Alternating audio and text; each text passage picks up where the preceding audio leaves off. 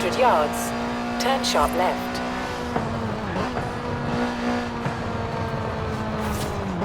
Turn sharp left.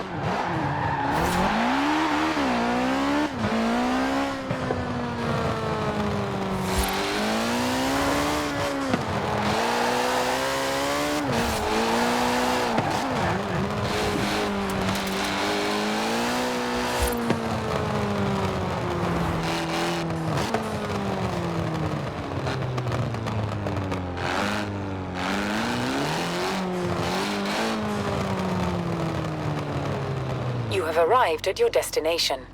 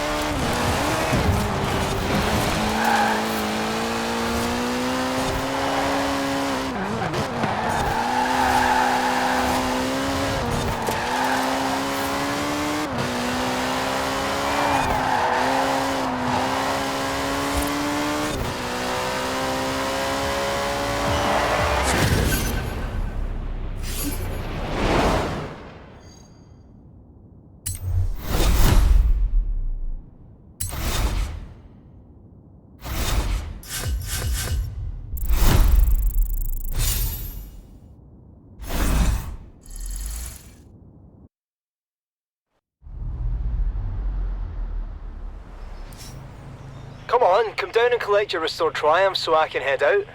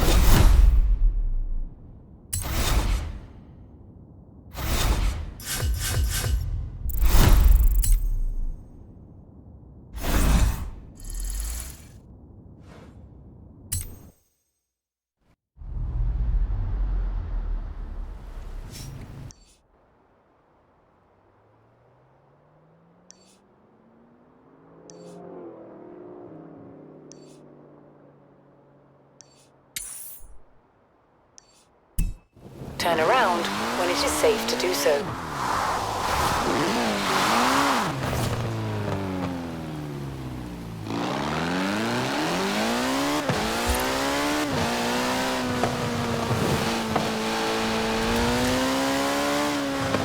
In 400 yards, turn right.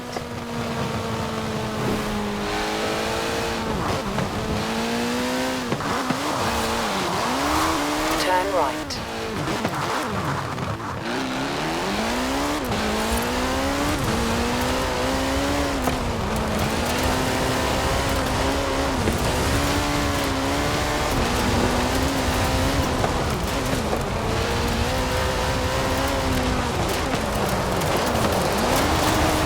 In 400 yards, turn left.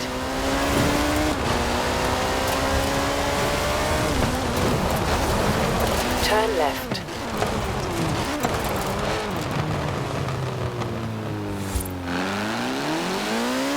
In 200 yards, turn sharp right. Turn sharp right.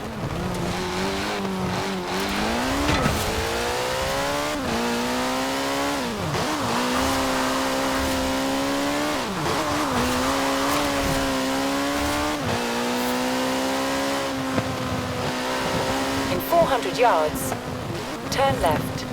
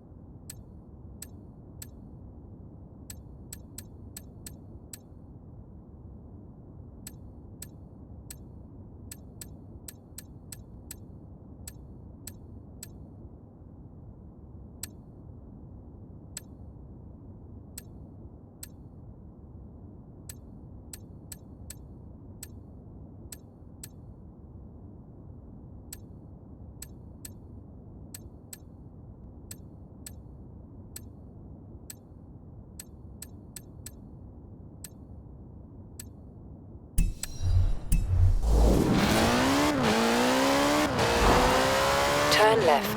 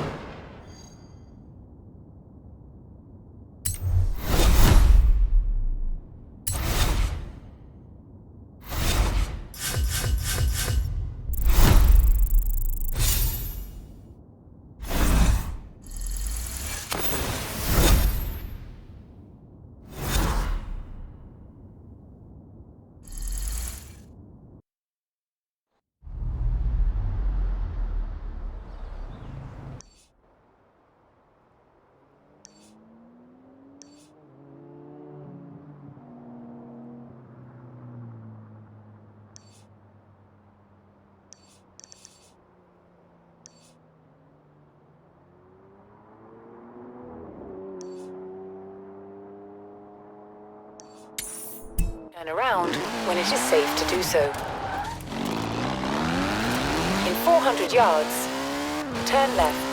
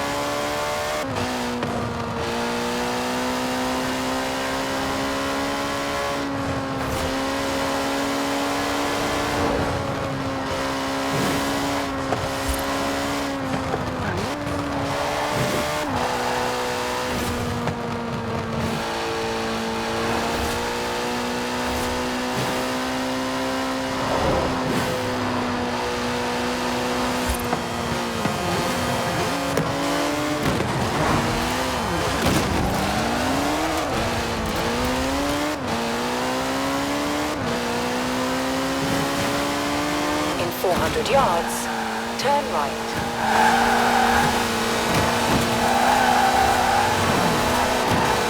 Turn right. In 100 yards, turn left.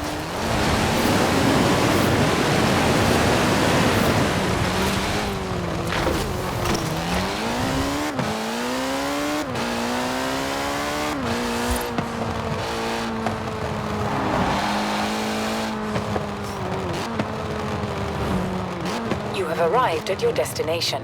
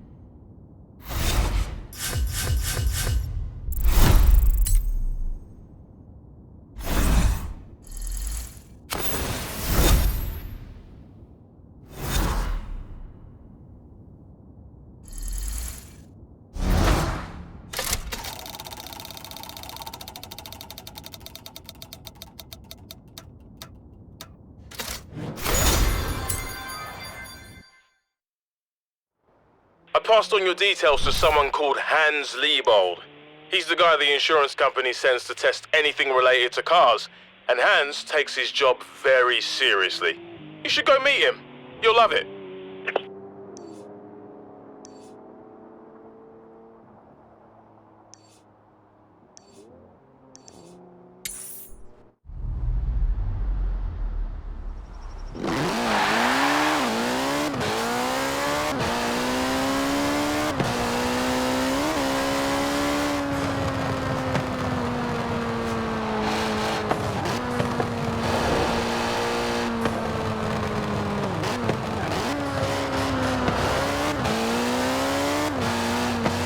In 400 yards, turn left.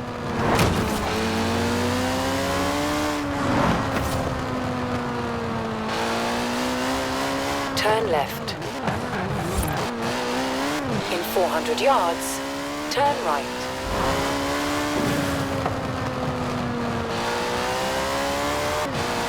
Turn right.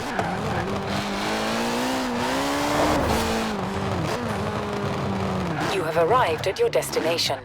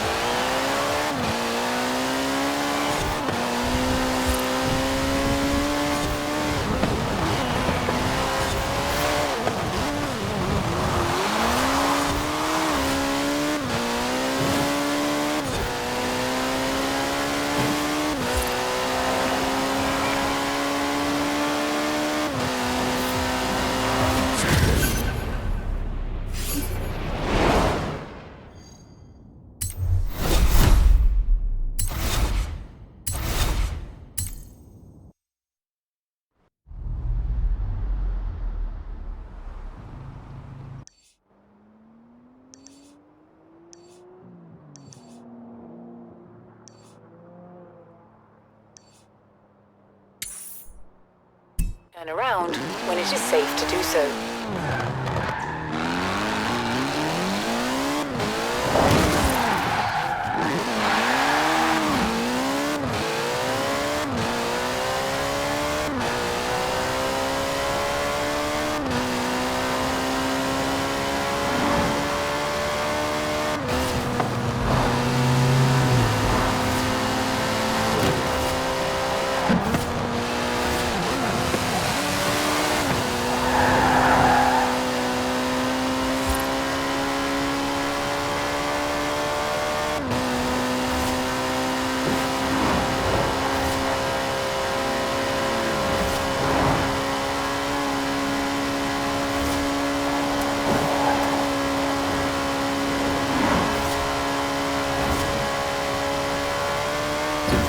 At the roundabout, take the second exit. Turn around when it is safe to do so.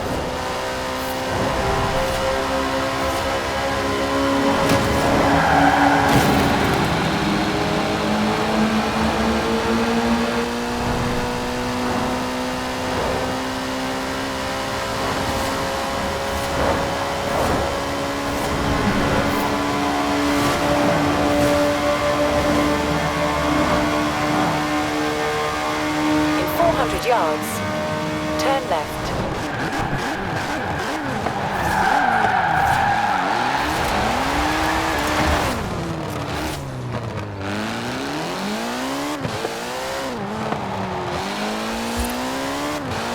Turn left.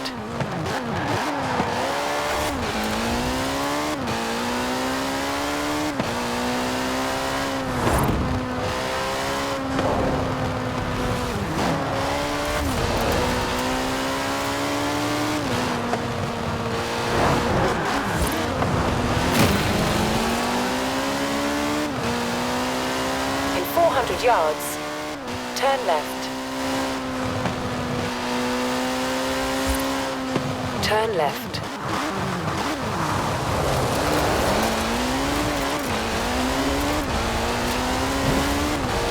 In 400 yards, turn left.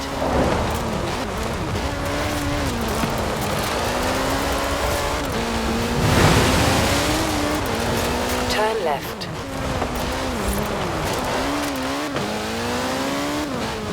You have arrived at your destination.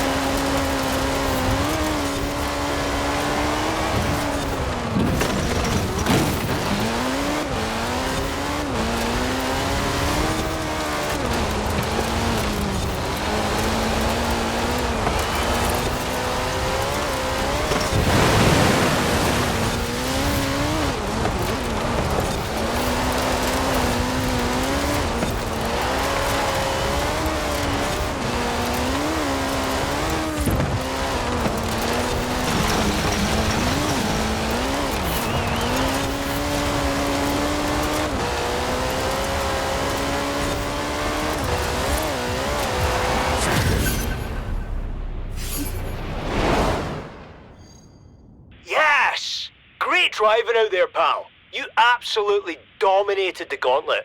Man, I am so glad I spent 2 months putting that together. That performance made it all worthwhile.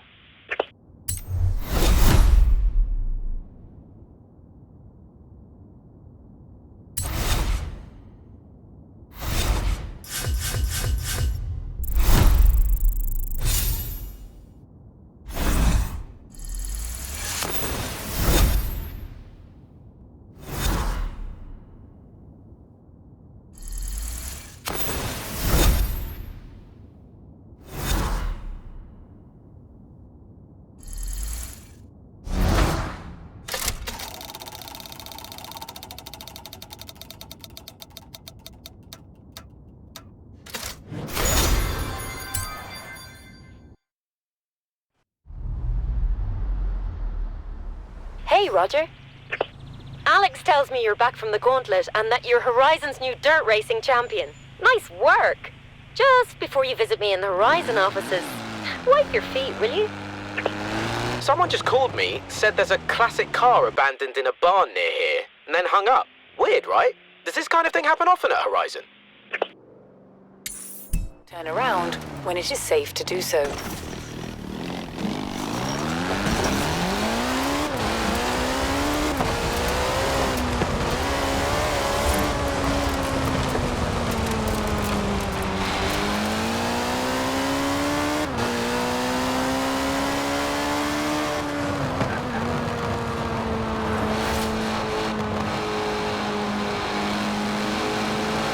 In 400 yards, turn left.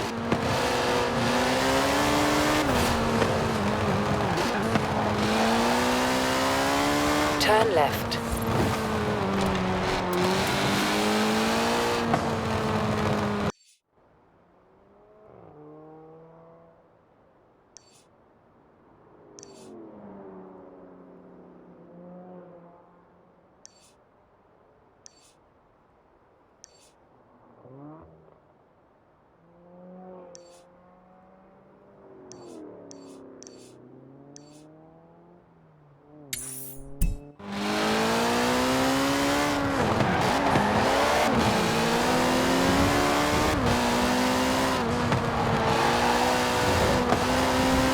In 400 yards, turn left.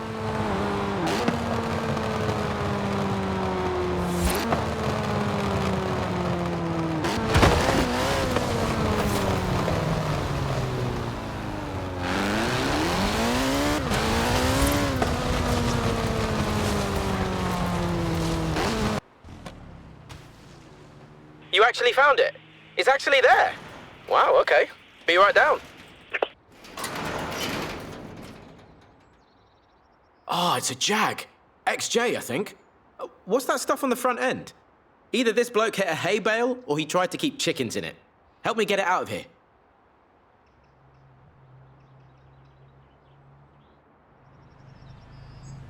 I'll get it back to the garage. See if I can fix it up.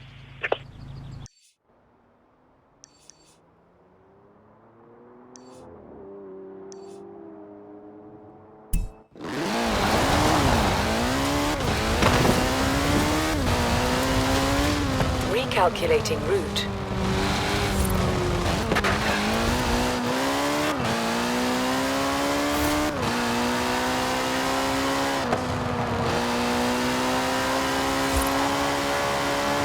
In 400 yards, turn right.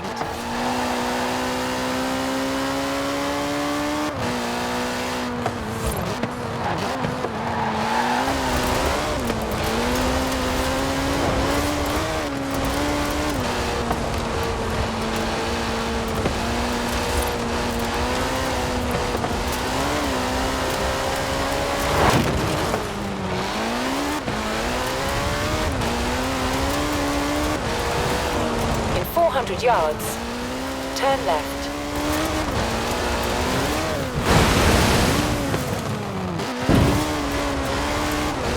Turn left.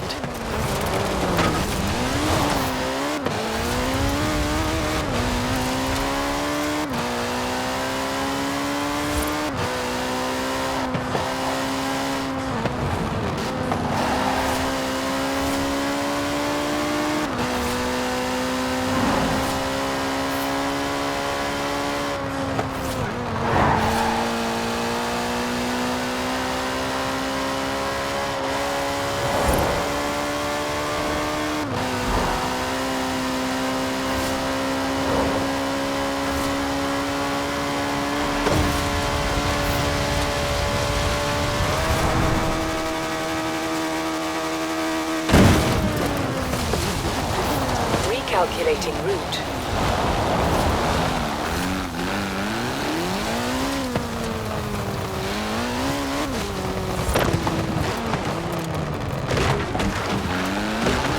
Turn around when it is safe to do so.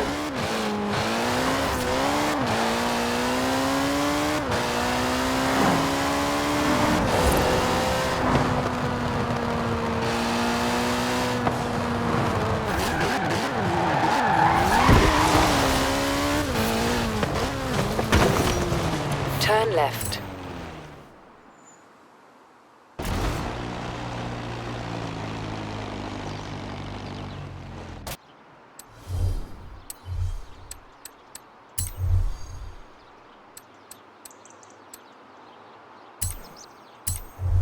Well, as an aeroplane, the Spitfire may have won the war, but as a car, it made it worth living in peacetime. Off you go and get the wind in your hair. I'll be right behind you.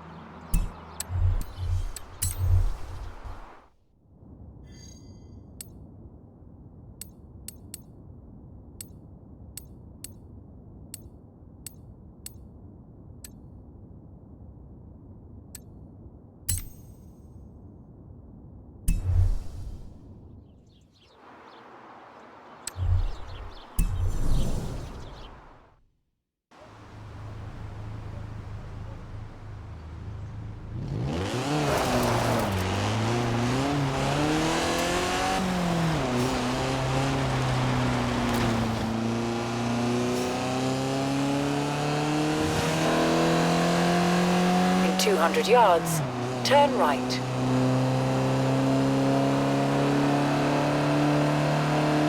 Turn right.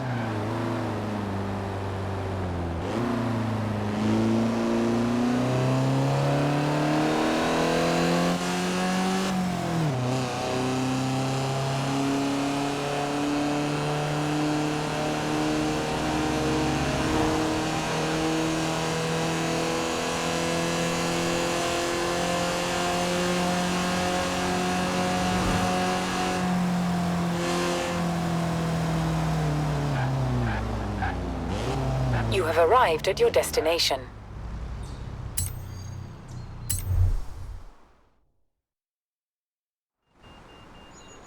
Great to see you.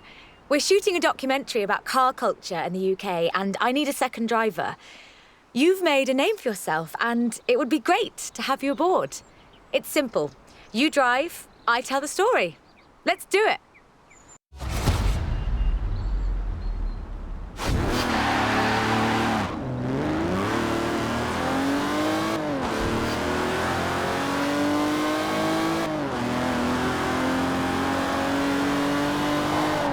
From Aston Martin to McLaren and Bentley, Great Britain is home to over a century of automotive excellence. I'm Rebecca Dawson. Welcome to British Racing Green, a documentary celebrating that history. The Aston Martin DB5 Vantage was the quintessential Grand Tourer of the 1960s, combining British engineering and Italian design.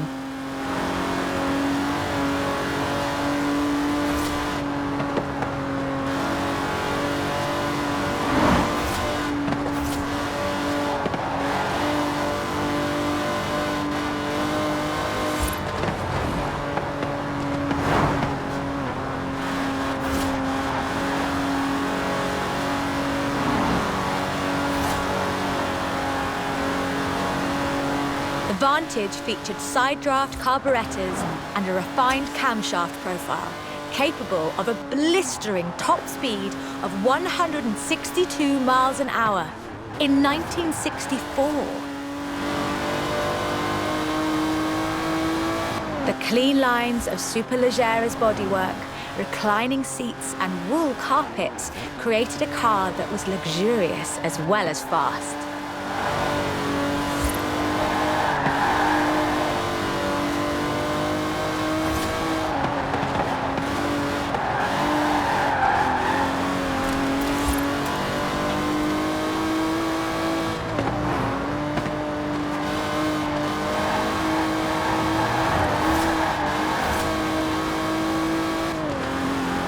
This car would form the basis for the DB range, with later cars improving on the design in many ways. But none would ever achieve the sheer, iconic perfection of the Vantage. In 200 yards, turn left.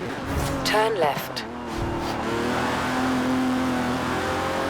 For all of its beauty and engineering perfection, only 65 of these beautiful machines would ever be built. If you own one, you own a piece of British history.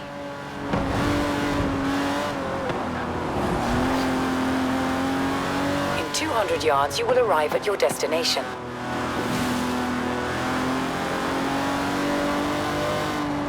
The silver DB5 would be immortalized in half a century of cinema. The classic Aston Martin. But in 2016, a new DB was unveiled, heralding the dawn of Aston Martin's second century. The DB11 is the first production turbocharged Aston Martin.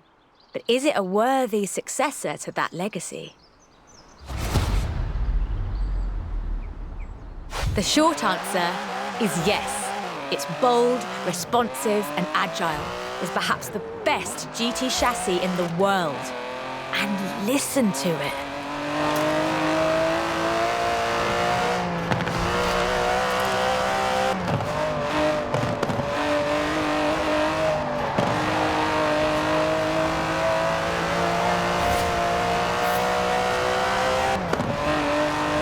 Able to hit 60 miles an hour in 3.5 seconds, the DB11's 5.2-litre twin-turbo V12 boasts a top speed of over 200 miles an hour.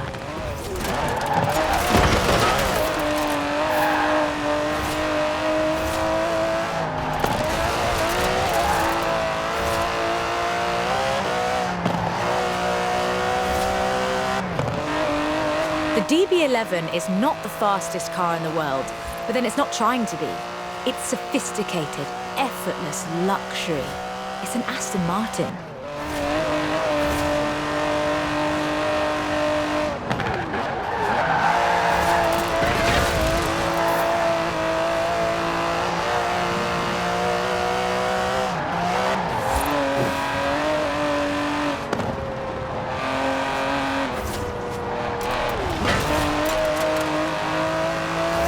The DB11's front strakes channel air to create a virtual spoiler, providing downforce without compromising the car's clean lines.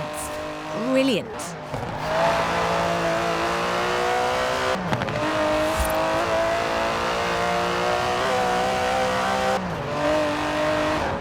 Most importantly, I think, the DB11 proves that Aston Martin is ready for another century of beautiful cars. And I can't wait.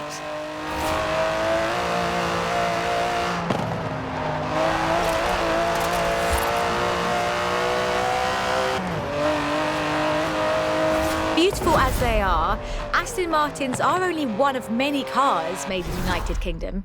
Let's see what else is out there.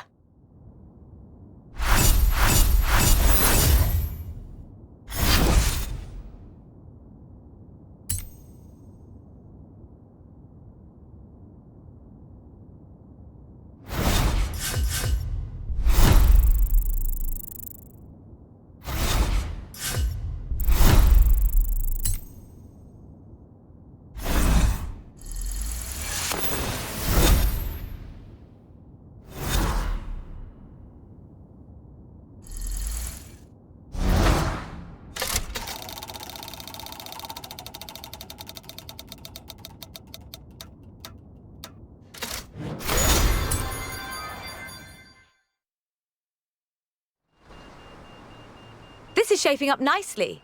Time for a change of pace, though. At least at first. The next segment is about Land Rover, and we'll be starting out with the Type 3.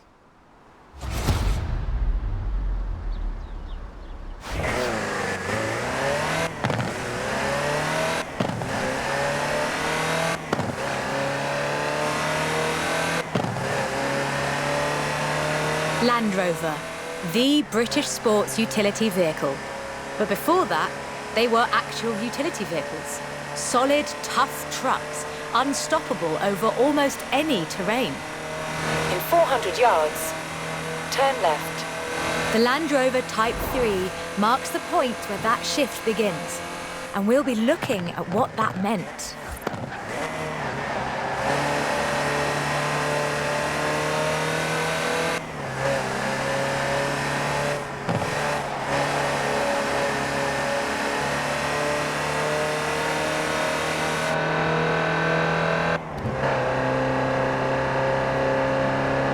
Land Rovers have taken on almost every task imaginable. They've been generators, tractors and ambulances. They've brought peace and carried medicines to disaster zones. They've even been buses. Over 500,000 Series 3s were built, and over 70% of those are still on the road today. They were extensively exported and built under license abroad. Belgium, South Africa, even Australia and New Zealand. With a robust chassis and signature Land Rover engineering, the Type 3 also marked the first time that buyers could choose interior options, like seat box protectors and cubby boxes.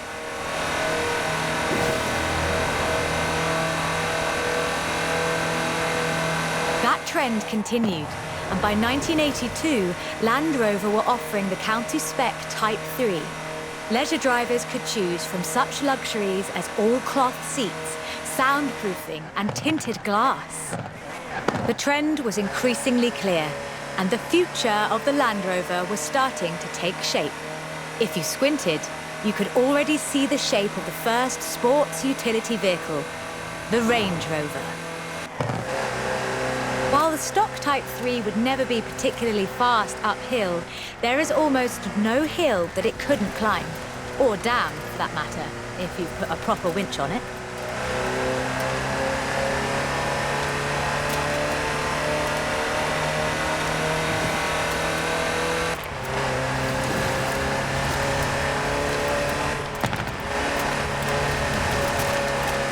In 1978, a Series 3 was custom built for Her Majesty Queen Elizabeth II.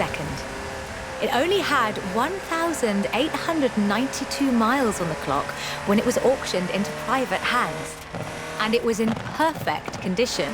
It would be. After all, she trained as a mechanic in the 1940s and will likely remain the only royal able to strip and rebuild an engine.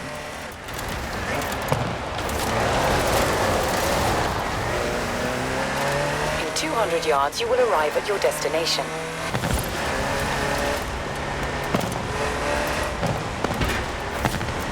Along with the Range Rover, others would follow. Discovery, Defender, and the Freelander. Each a more sophisticated and enjoyable utility vehicle. But none of them were a replacement for the Type 3. They were a different kind of car. The Type 3 was arguably the first sports utility vehicle, an evolution of the design that would lead ultimately to this. The Bowler Nemesis, an off-road racing vehicle that turned into a production SUV, the Nemesis EXR. It sports a turbocharged 5-litre Land Rover Jaguar engine, crammed into a carbon fibre chassis with integral roll cage. It even has the grille, headlights and rear lights from a Range Rover.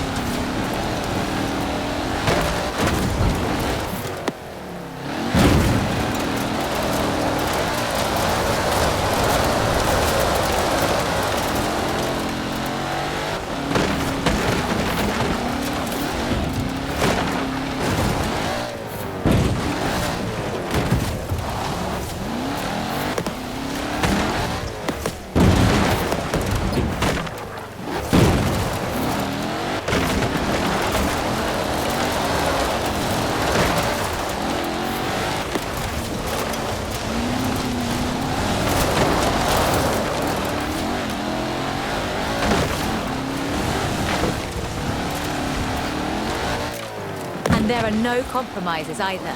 With a 0 to 60 time of an unreal 4.2 seconds, all-wheel drive, and the ability to corner near instantly, the Nemesis provides adrenaline and sheer terror in equal measure. This is an all-terrain supercar. That's the only fair description for this. But that's what you get when you build an SUV with Land Rover DNA.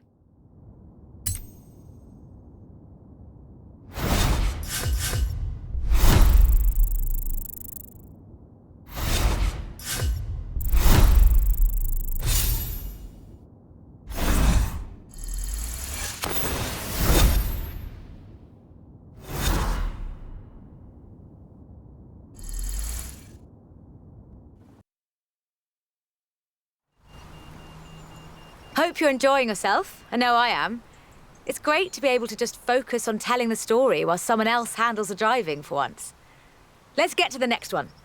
This time, it's Lotus.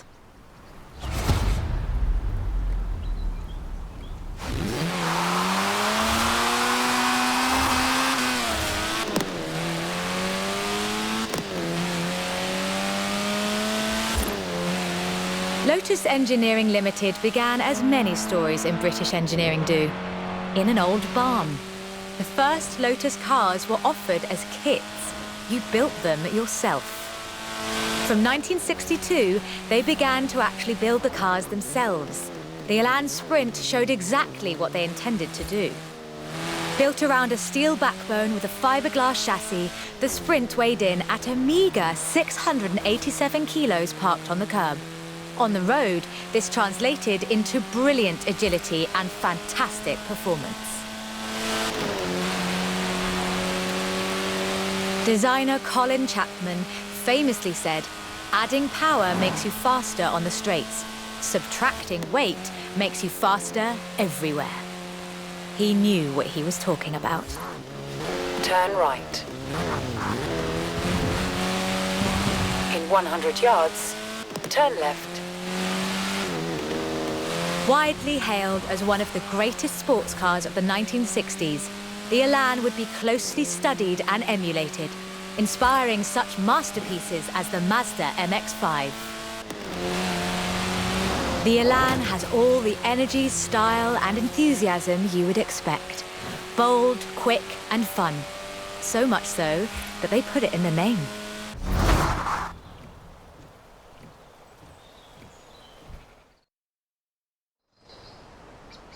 The Elan Sprint was a financial as well as an engineering success for Lotus, validating their approach to design and resulting in a whole family of light, agile roadsters.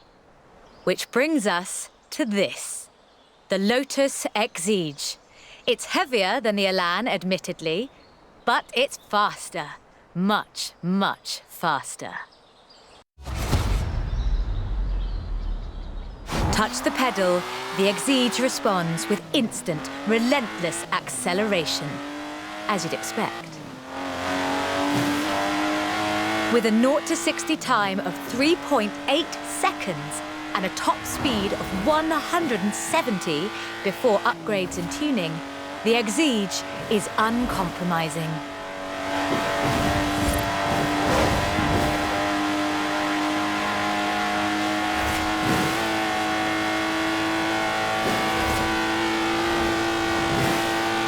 And there's no power steering, so you can really feel the road. A genuinely thrilling drive, and one that isn't afraid to demand you take it seriously. In 200 yards, turn left. Turn left.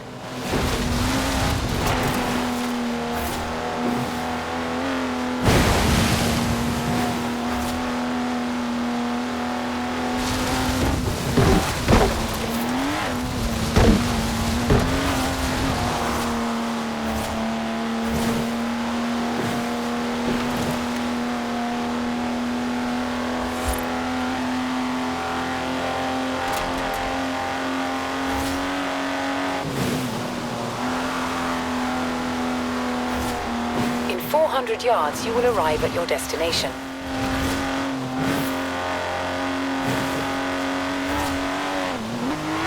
And with rumoured launches of 2 new cars in 2020, Lotus looks set to push the benchmark of the experienced sports car well into the next century.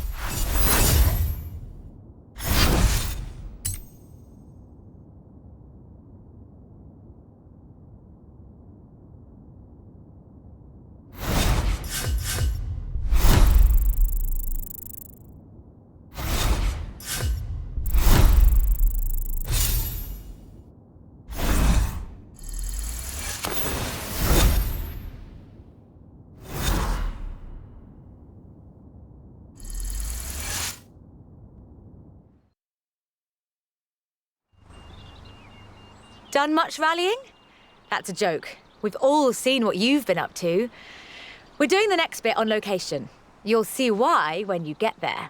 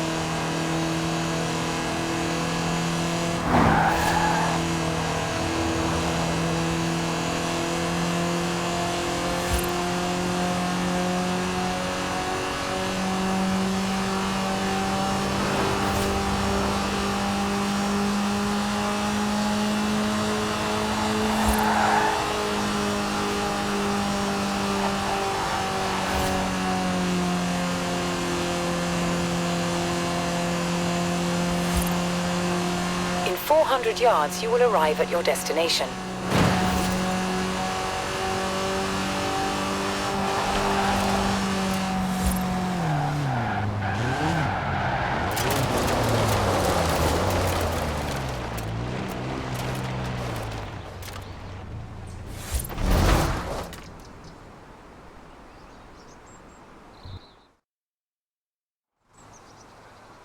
Ford, that most American of cars.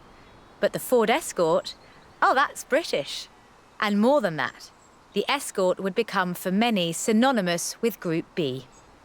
In the 70s, Ford had embraced that destiny so firmly that they'd begun their own championships to find new drivers. Drivers for cars like the RS 1800. This was a car designed explicitly for rallying, with a powerful fuel-injected 1790cc Cosworth BDE engine.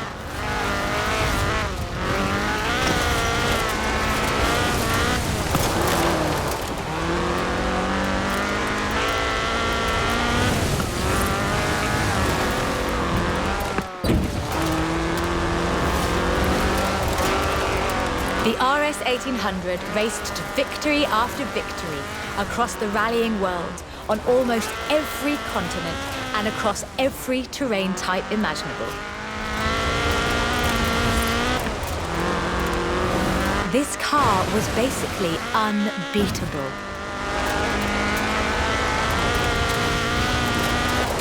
The RS 1800 brought home 17 World Rally Championship victories for Ford. So, of course, Ford set out to design a better one. The RS 200 Evolution was their answer. A purpose-built rally car designed to do one thing: win Group B. With a 1.8 turbocharged Ford Cosworth BDT engine and all-wheel drive, the RS200 had perhaps the best suspension platform of any car of its era.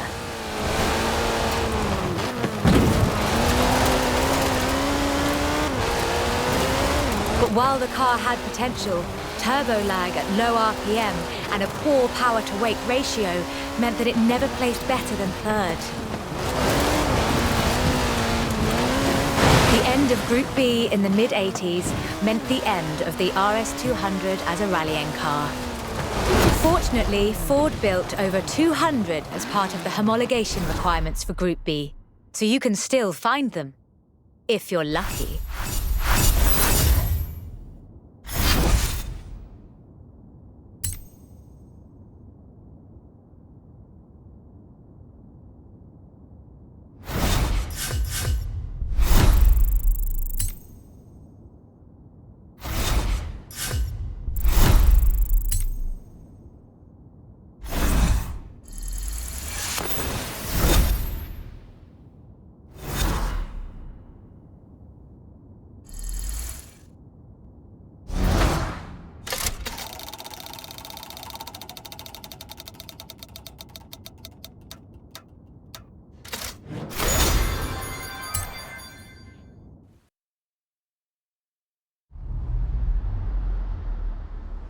Hey, remember that XJ we found?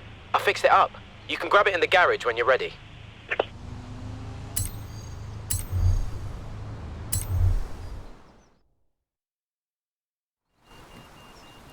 You know, I really like this car.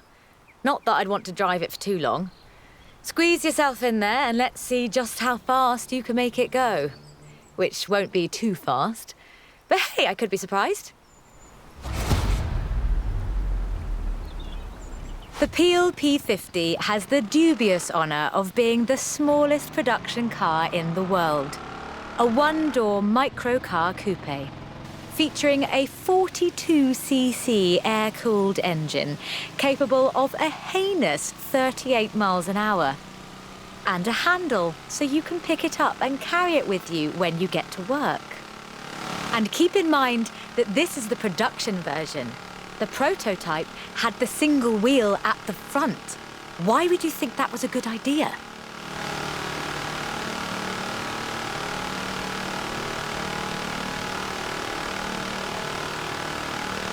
In 2010, though, production restarted at Sutton in Ashfield. So, if you'd like to own the modern incarnation of this, I suppose you can.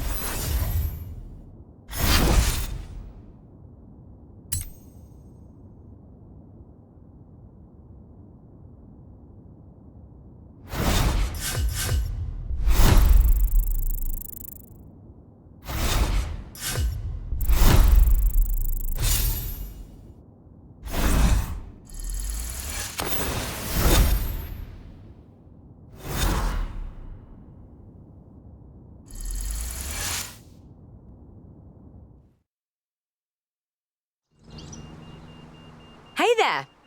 How about a car with some actual legroom and some actual speed? This section's about what happened when McLaren decided to make a road car. You're going to enjoy this.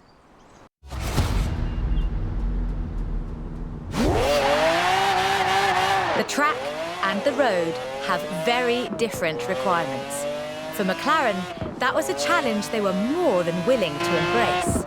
In 1988, they set out to create the finest sports car the world has ever seen. By 1993, they had achieved their goal, and the honestly fantastic F1 was the result. 106 would be built across all variants, and it remains one of the very best road cars ever made. The F1 has no turbocharger. That would have compromised the driving experience, increased complexity, and resulted in turbo lag. The F1 is a naturally aspirated supercar, one of the fastest in the world, in fact. Everything about this car is innovative, from the carbon fibre monocoque to the central driver position.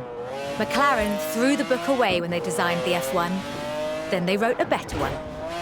The F1's monocoque chassis is incredibly lightweight, only 100 kilos all told, which posed a significant challenge because carbon fibre and fiberglass aren't great insulators.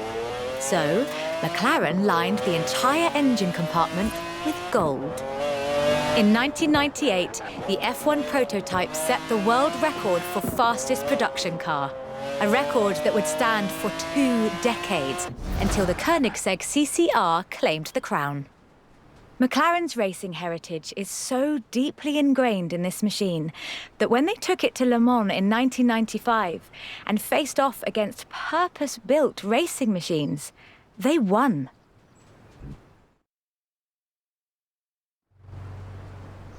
So, with something like the F1 to live up to, where do you go next? Well, you throw the book away again and write an even better one. The result is the McLaren P1, a hybrid electric sports car that stands head and shoulders above the F1. The P1 GTR will hit 60 miles an hour in 2.4 seconds. That's 0.7 seconds faster than the F1. That's an eternity for a supercar.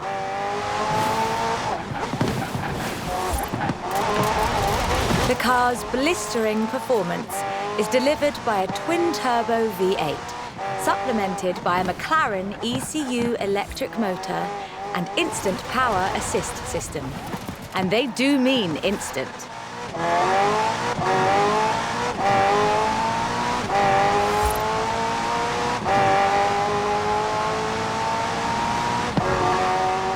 Remember those problems with turbo lag?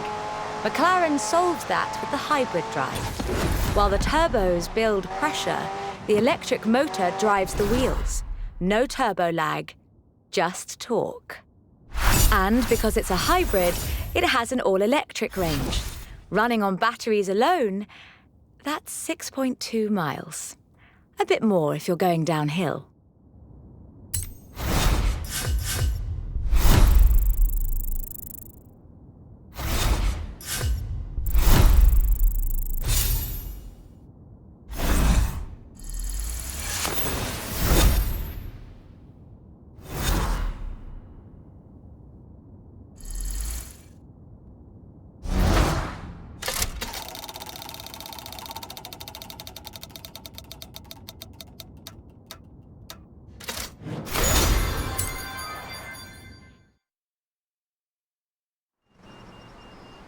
I quite like sleeper cars. Did Alex ever tell you the story of what we got up to in Colorado? There was this sleeper car competition, you see. Let's just say no one was ready for the sunbeam.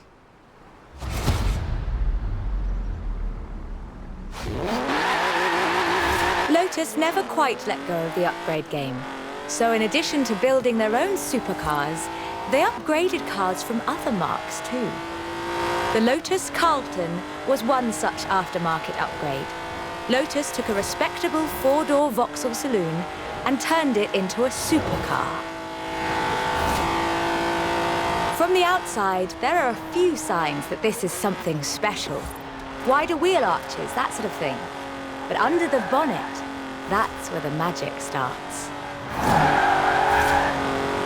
Engine capacity was increased to 3.6 litres, and twin Garrett T25 turbochargers were added.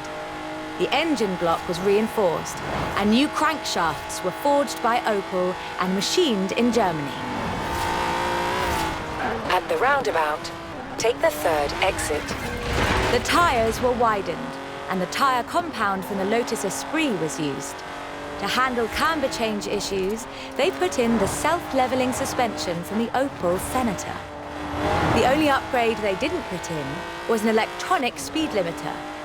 All of this resulted in the Lotus Carlton, designated Type 104 by Lotus. A 177 miles per hour supercar, masquerading as a 4-door saloon.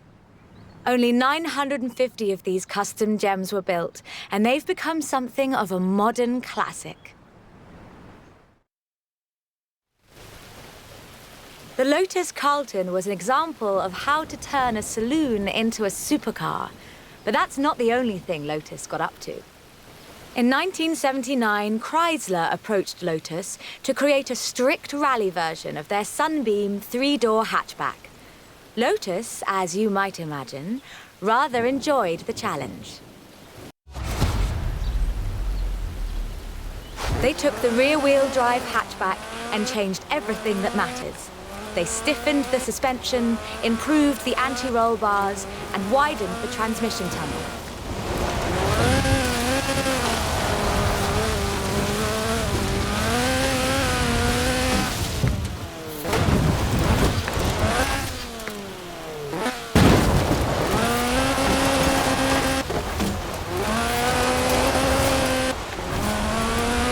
The Lotus Sunbeam was revealed to the public in 1979 in Geneva to widespread praise in the motoring media.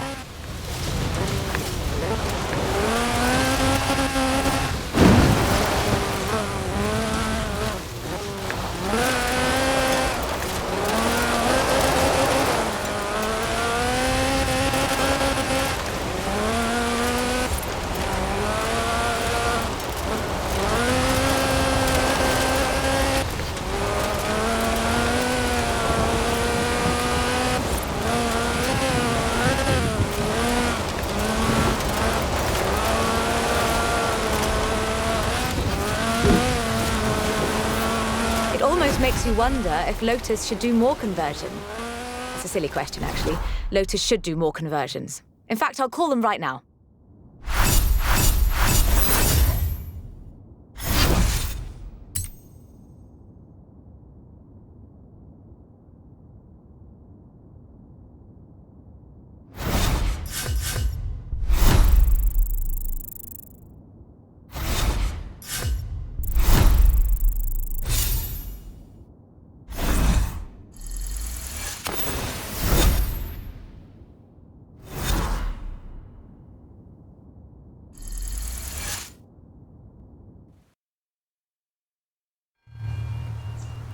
I honestly think these might be some of the most beautiful cars in the world. And the story of how it came about is, well, really British. Get in the car and let's get this segment.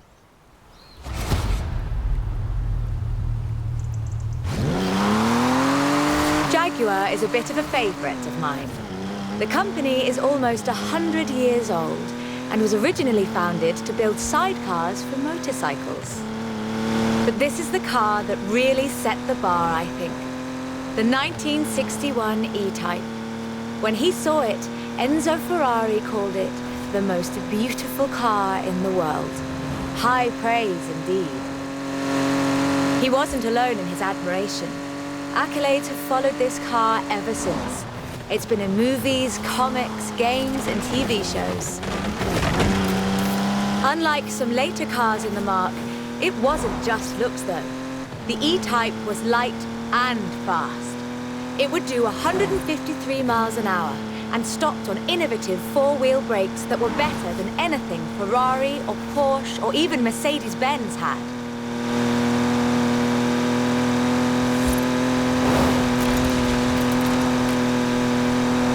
It was solid, too, with a design based on the D-Type that won the 24 Hours of Le Mans 3 years in a row. At the roundabout, take the second exit. Anyone who owns an E-Type will tell you that the key to their reliability is to drive them regularly, as if you'd need the excuse.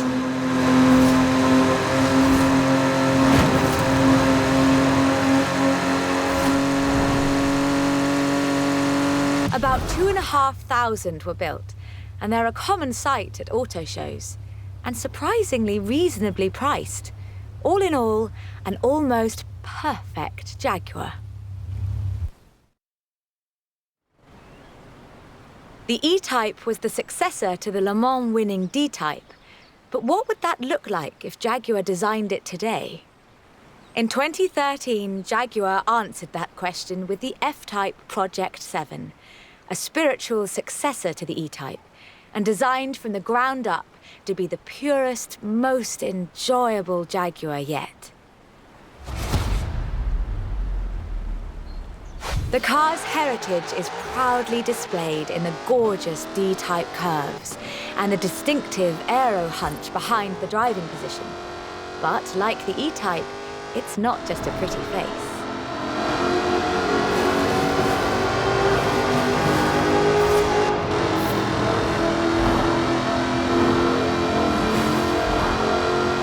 Powered by a 5-litre V8 supercharged engine, with a fully aluminium body, it's blisteringly fast, with a 0 to 60 speed of 3.8 seconds and a top speed of 186 miles an hour.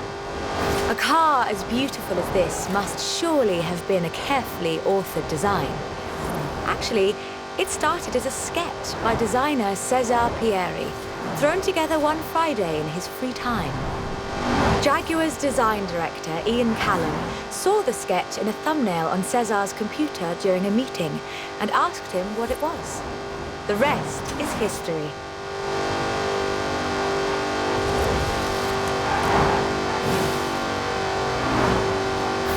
"250 Project 7s were built, as both a successor to the E-Type and as a celebration of Jaguar's victories at Le Mans. Turn around when it is safe to do so.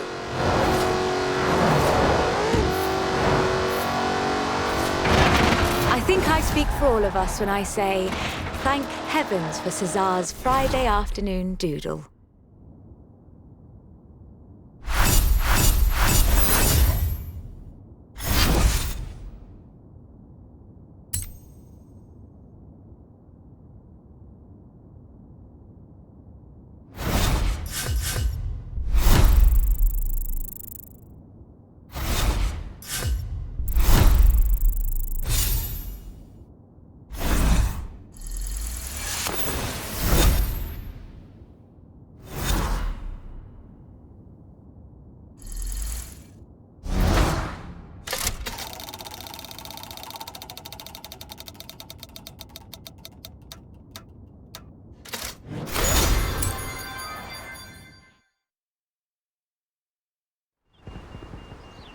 We're almost done, but we've saved the good stuff for last.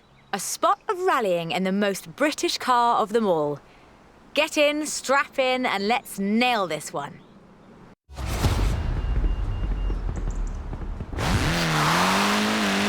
There is one car built in Great Britain that is, quite fairly, considered one of the most influential cars of the century. It's a surprisingly spacious little city car with a side-mounted engine. It's an icon of popular culture. It's been built on every continent where there's a car factory. It's the Mini. The Mini Cooper S was built to be a performance machine with deeper engines, twin carburetors and front disc brakes. This scrappy little machine would go on to achieve more than 30 racing victories in the 1960s and 1970s. A Mini Cooper S flying number 37 placed first at the 1964 Monte Carlo Rally. Driven by Paddy Hopkirk and Henry Liddon, this was the last time an all-British crew would win the event. But not the last time a Mini would. At Monte Carlo in 1966, Minis took the first, second and third positions. They were all disqualified because they had dimming headlamps. Not because they were winning everything in sight. In 1999, the Car of the Century Award was presented to the most influential car of the 20th century. The Mini came second. It was beaten by the Model T Ford. That's fair, I suppose. 5.3 million Minis would be sold, making it the most popular British car.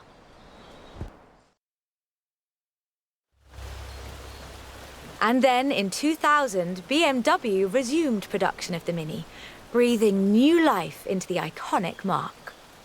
If the Mini of the 1960s had its sights set on the roads of Monte Carlo, the X-rayed Countryman has its eyes on something a little tougher. The deserts and rough terrain of the Dakar, for starters. A wit once said that the only thing Mini in this monster was the pedal. That's rather missing the point, I think. The X-Raid Countryman is much, much bigger than the Mini Cooper. It has to be. A stage of the Dakar demands literally tons of gear. You could call it a tank. It does rather sound like one.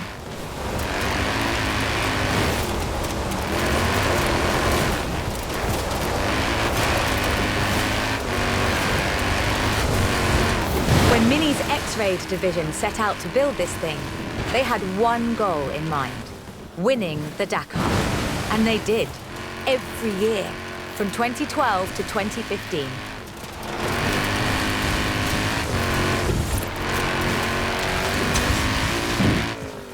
In 100 yards, turn right. It's designed to be driven for 2 weeks over deserts and badlands, 5 kilometers above sea level. And it still handles like a hot hatch on a nice bit of dry edge.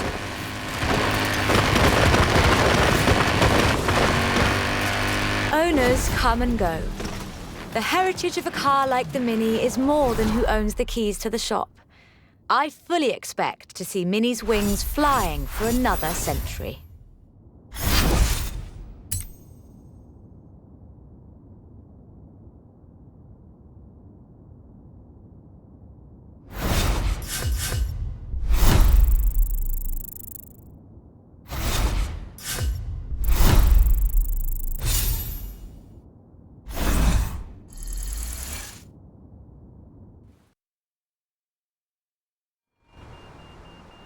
This is quite the story. Bentley at Le Mans in the 1930s. Gentleman racers, heroic driving, and a personal hero of mine. Take good care of the cars, though. Both of them are mine.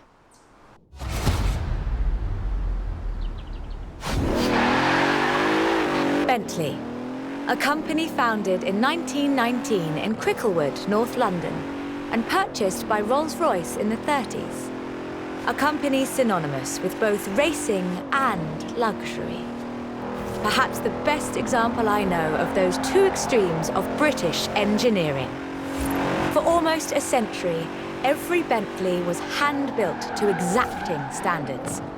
So at the beginning of the 21st century, when Bentley revealed their first mass-produced car, there were a great many questions.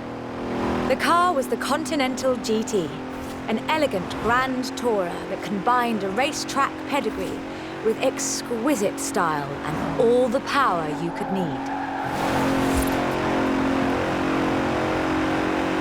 The move to mass production has done nothing to blunt the Bentley experience. The 2017 Continental Supersport is responsive, fast, and beautifully designed.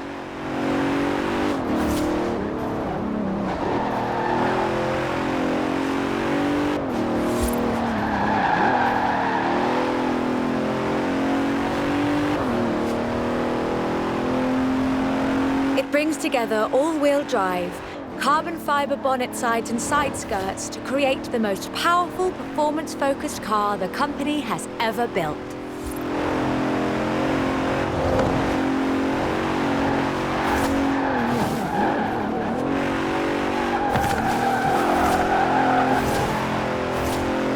But never forget, Bentley's pedigree is racing, and the Bentley Continental embraces that. In 2007, a largely standard Continental Speed GT broke Bugatti's record for the flying kilometre on the frozen Baltic Sea. And then in 2011, they broke their own record. 205 miles an hour, both ways, on ice.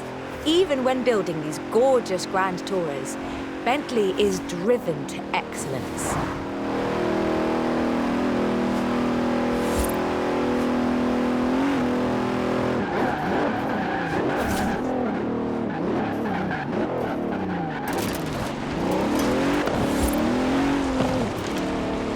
Today, Bentley means modern, peerless luxury and elegance. But that's far from the full story.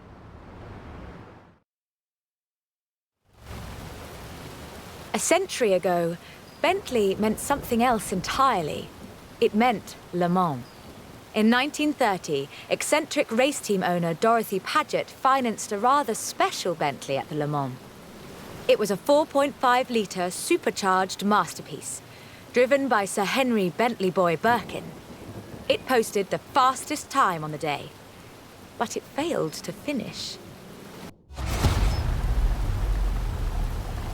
But what a race it was!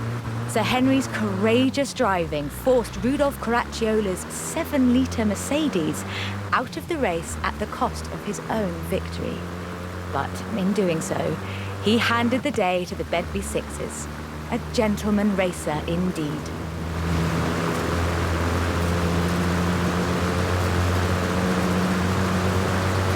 Sir Henry knew he didn't have anything to prove. In 1929, the adventurer Mrs. Mary Victor Bruce had already driven the resolutely modern 4.5-litre Bentley at Montlhéry, setting distance, speed and endurance records. The Bentley's performance so annoyed Ettore Bugatti that he called it the world's fastest lorry.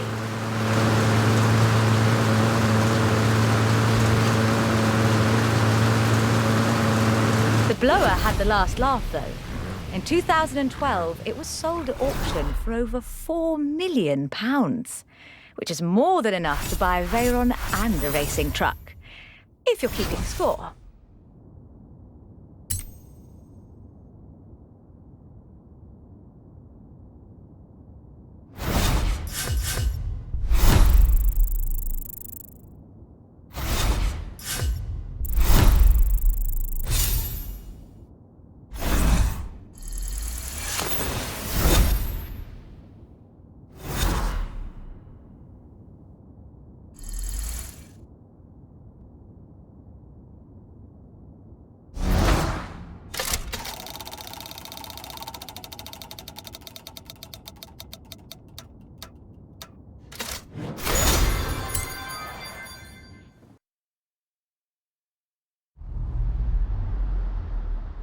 Like I told them, can't make a film about car culture around here without you in it, can they?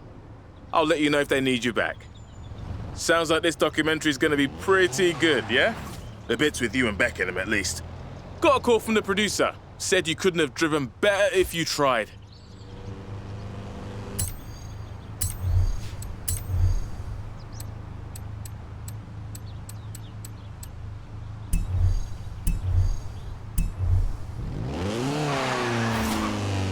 People on the Horizon subreddit are telling weird abandoned car stories, and I know it's the internet, but one of these is too good not to go check out. Turn around when it is safe.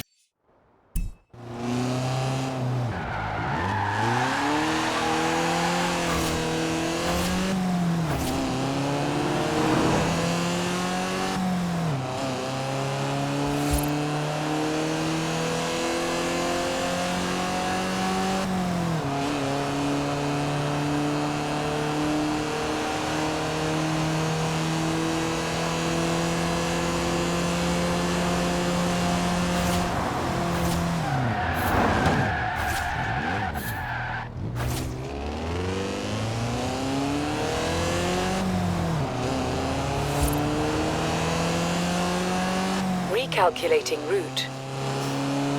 In 200 yards, turn right.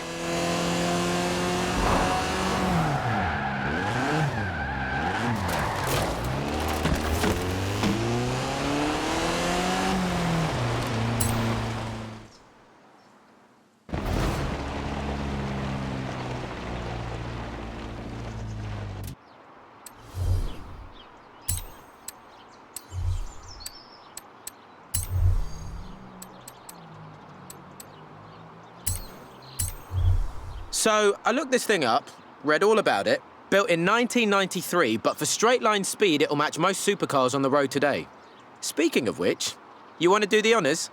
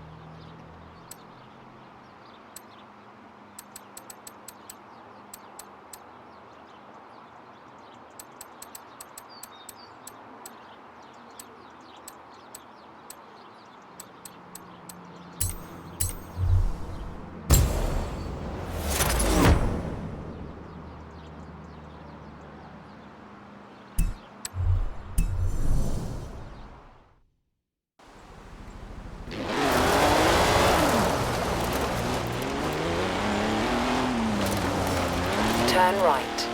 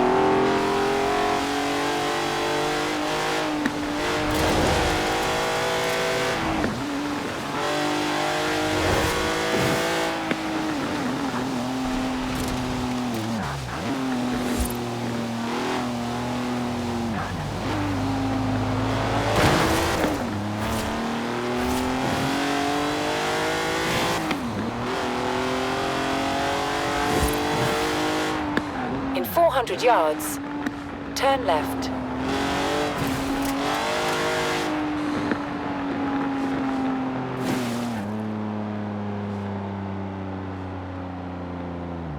Turn left.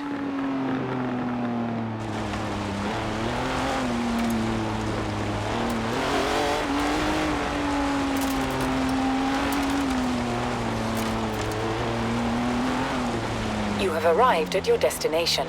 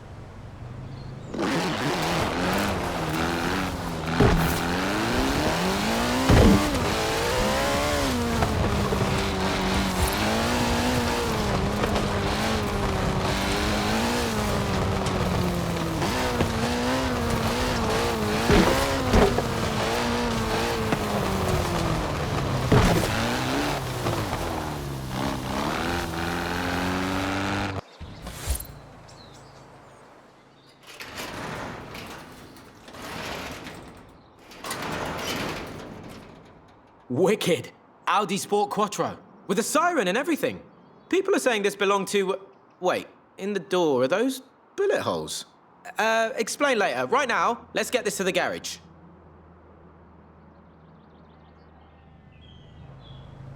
We'll just lock that barn up and... Alright, call you soon.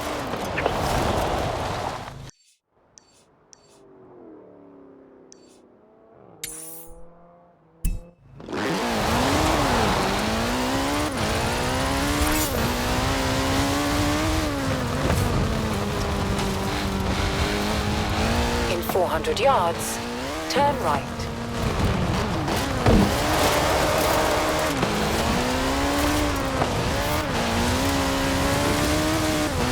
Turn right.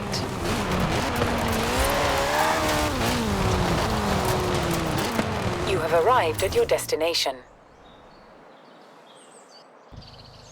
Kingfisher Cottage. Doesn't get any more serene than this, my friend. This one is on the National Heritage Register, though, so don't ask me to put in a satellite dish or a basketball court or anything. Enjoy. But like I said, take care. You do not want the National Heritage people after you.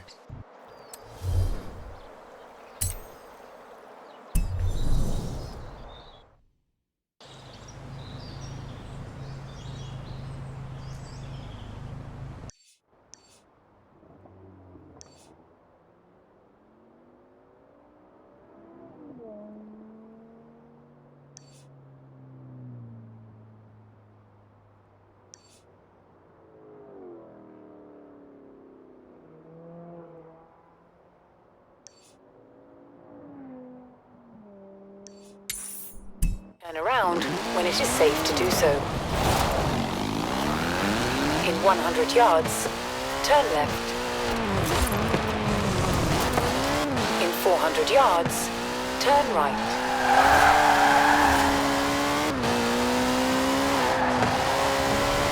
Turn right.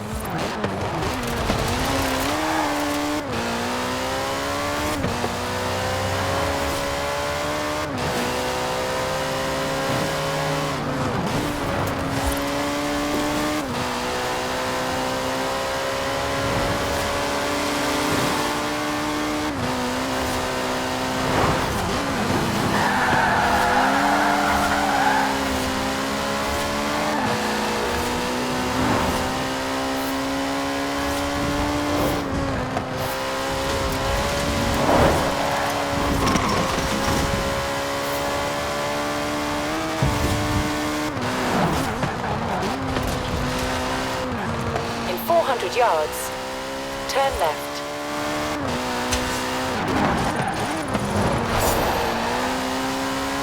Turn left.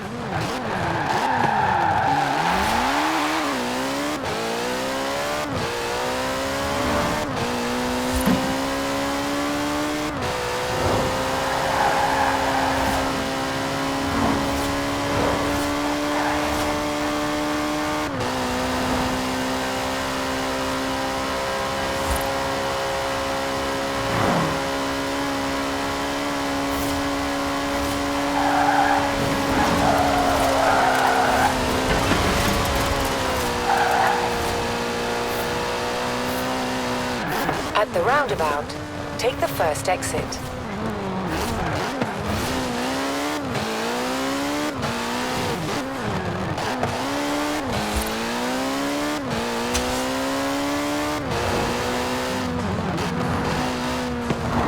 In 400 yards, you will arrive at your destination.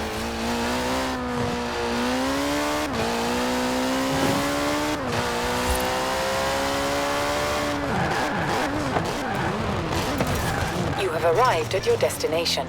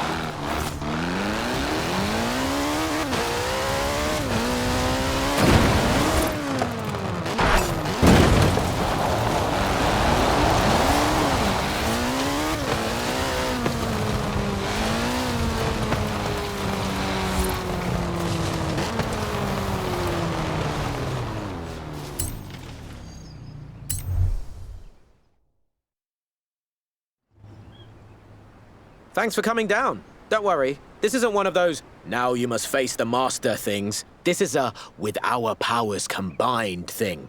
This is a show Horizon what skill really is thing. And for that, you're gonna need some truly wicked rides.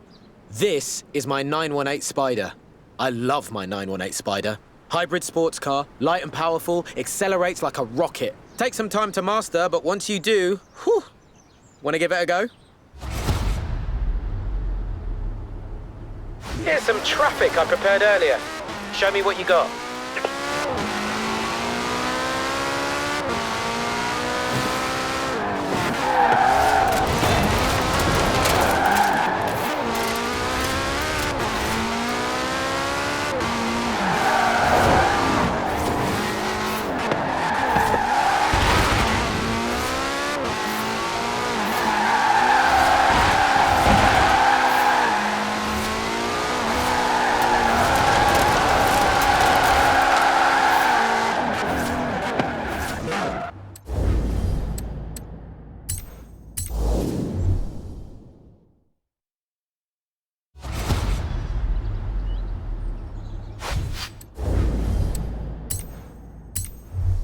Here's some traffic I prepared earlier. Show me what you got.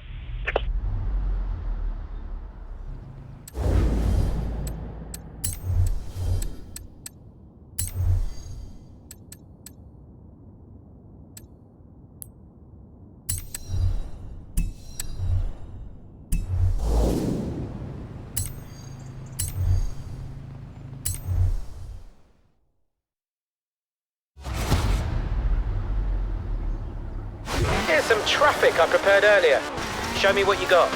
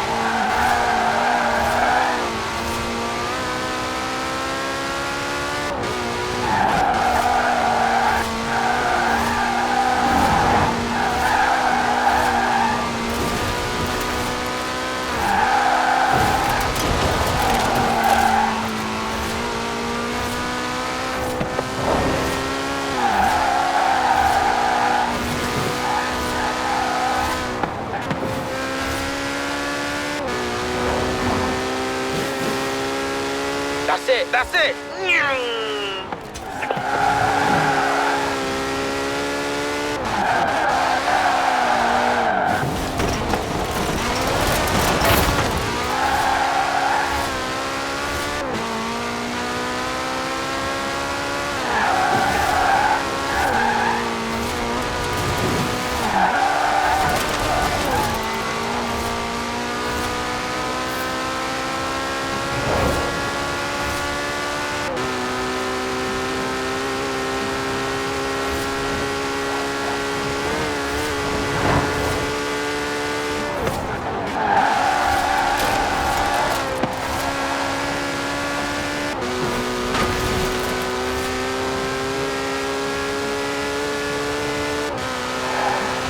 Unbelievable!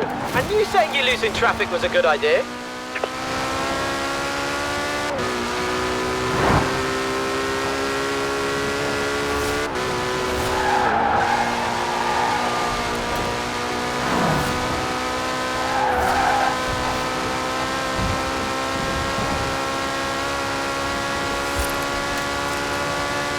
You owned that spider. That was amazing.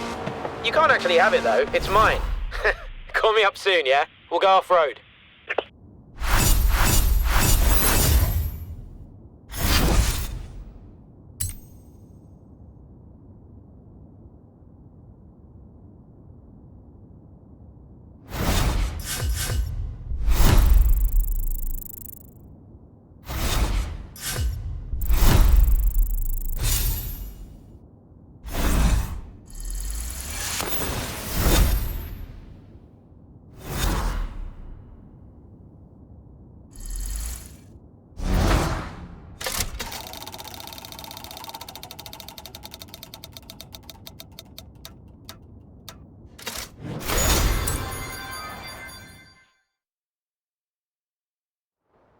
got another opportunity for you.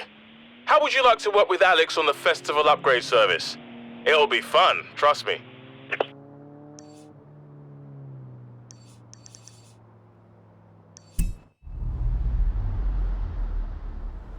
Hey, I'm down at the garage. That mysterious Audi Sport Quattro is ready.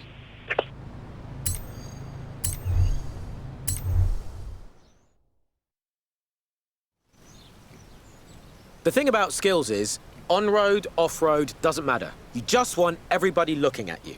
And if your streak never ends, they can never look away, right? So I want you to take my Audi Sport Quattro and keep my attention for as long as possible. And as we know, I have a very short attention span. Drift some corners, catch some air, knock over a fence for all I care. If I'm watching, Horizon will be watching.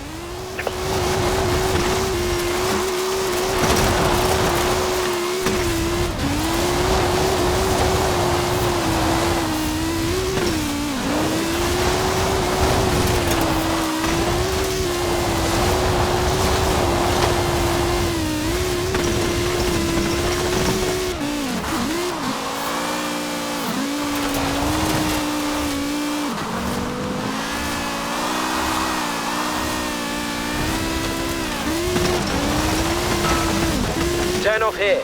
I know 444 horses who can't wait to get back on the dirt.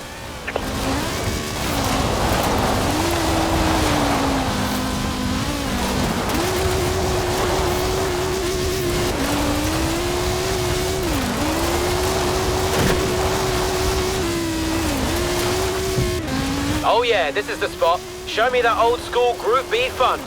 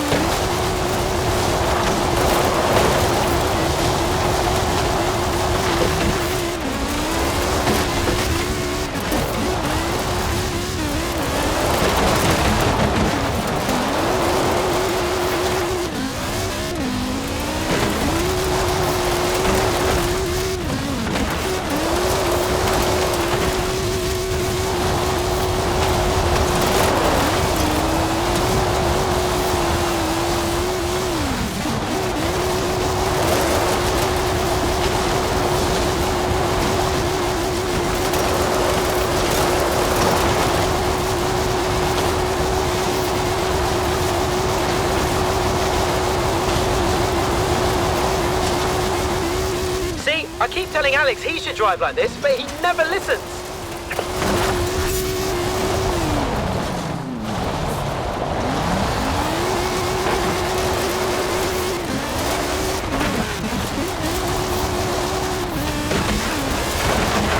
Just got a call from the festival. The whole place is at a standstill watching you. Nice work. I'll start working on our next demo and, can I have my Audi back now?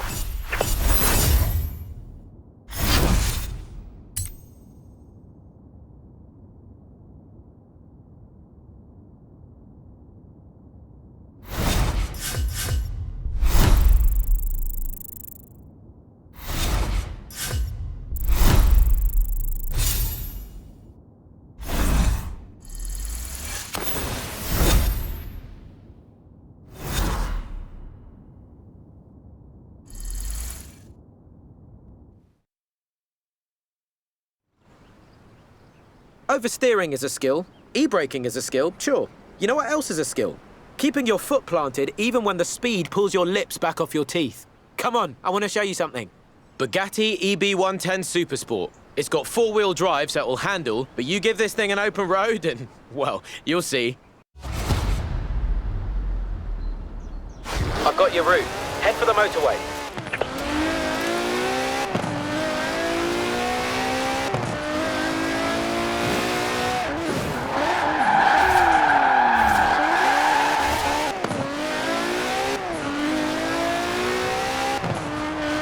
At the roundabout, take the first exit.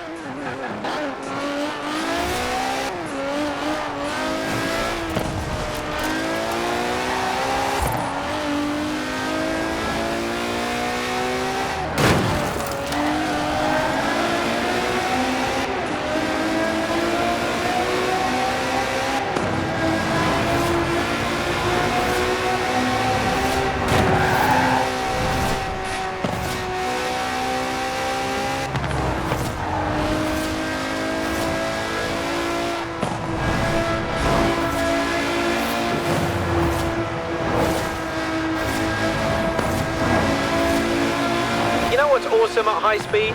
Losing traction. Just a tiny bit.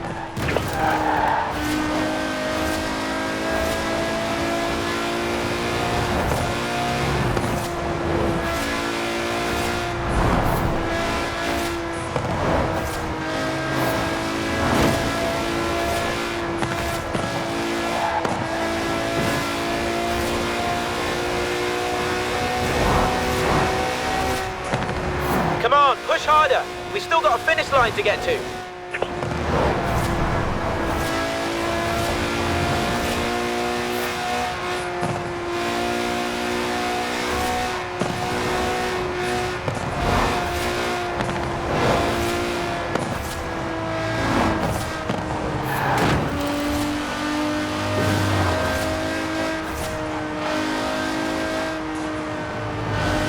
At the roundabout, take the second exit.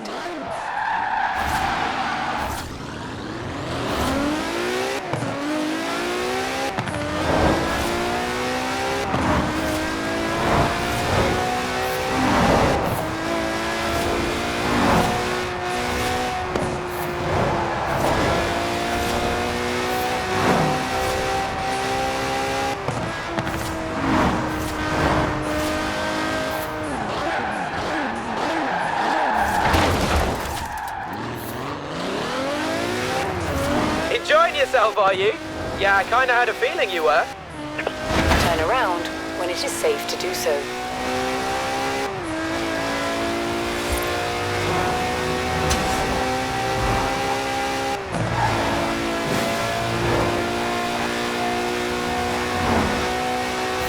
At the roundabout, take the second exit. Turn around when it is safe to do so.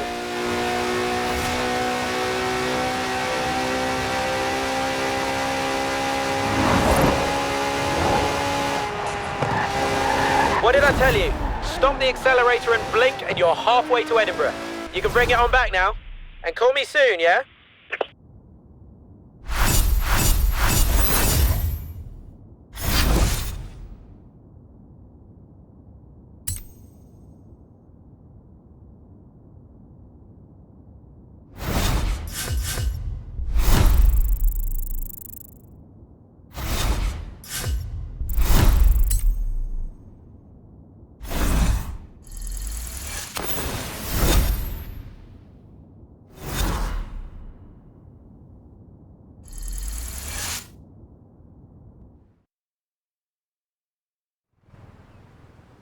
Right, we've done the motorways.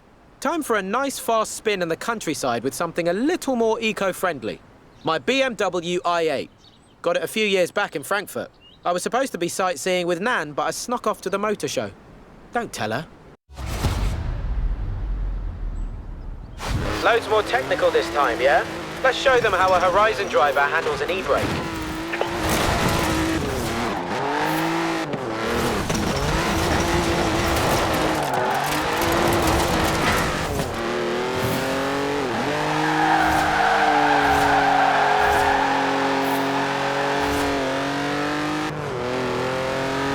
At the roundabout, take the third exit.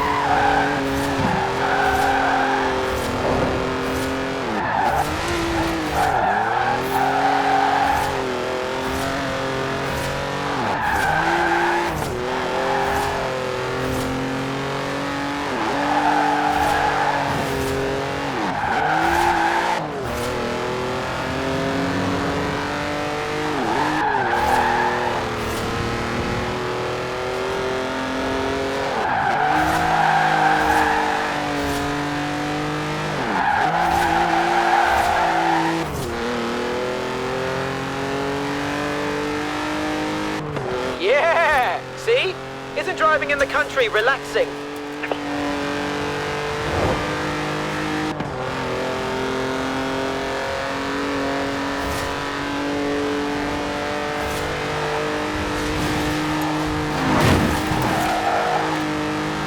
Amazing drive. And you know what's even more amazing? You bring my Beamer back and we just plug it in.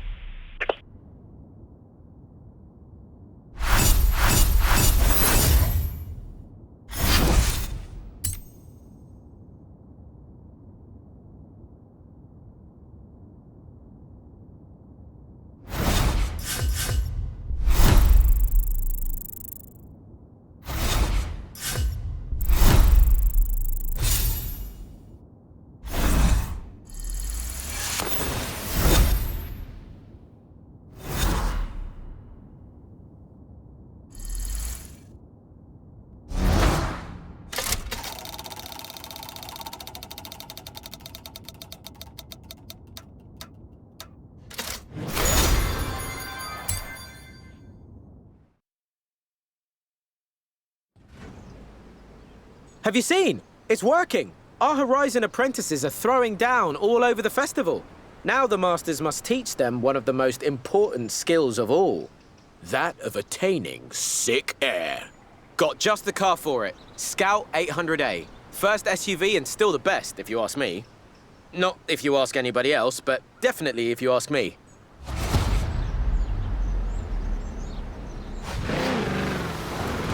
Welcome to Mud Kickers, a full square mile of off-road adventure park. Come for the mud, stay for the jumps.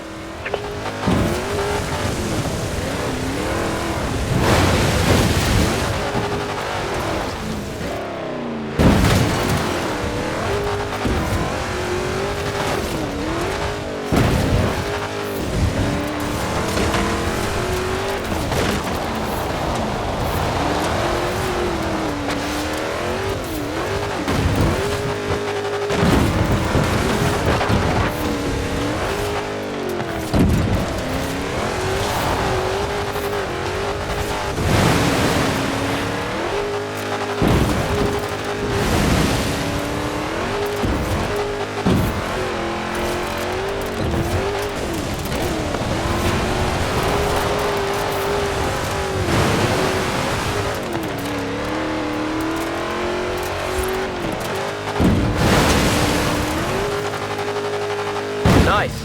Keep to the courses if you can. They've got a pretty sweet layout here.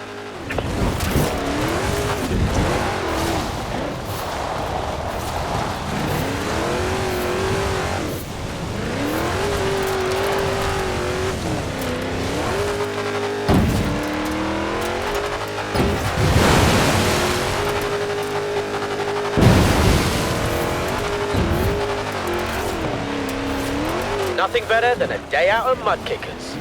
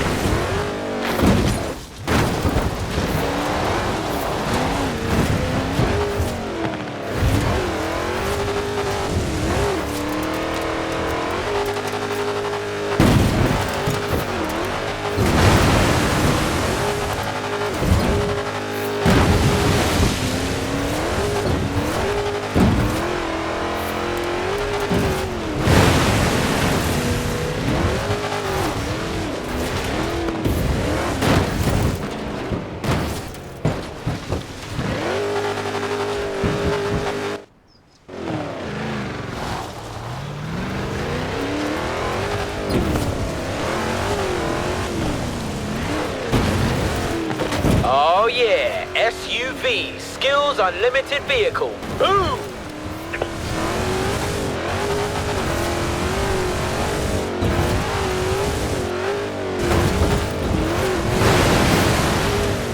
Nice! You can bring me my Scout back now. Watching you makes me want to play with it. Stay in touch. I'm working on our next demo already.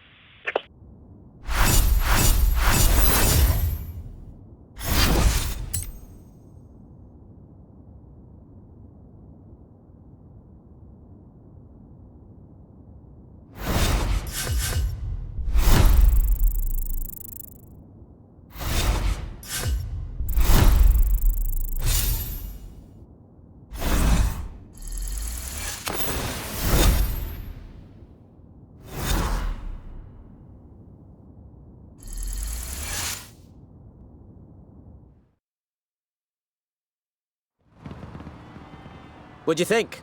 No moving trains, no traffic, just a whole lot of asphalt.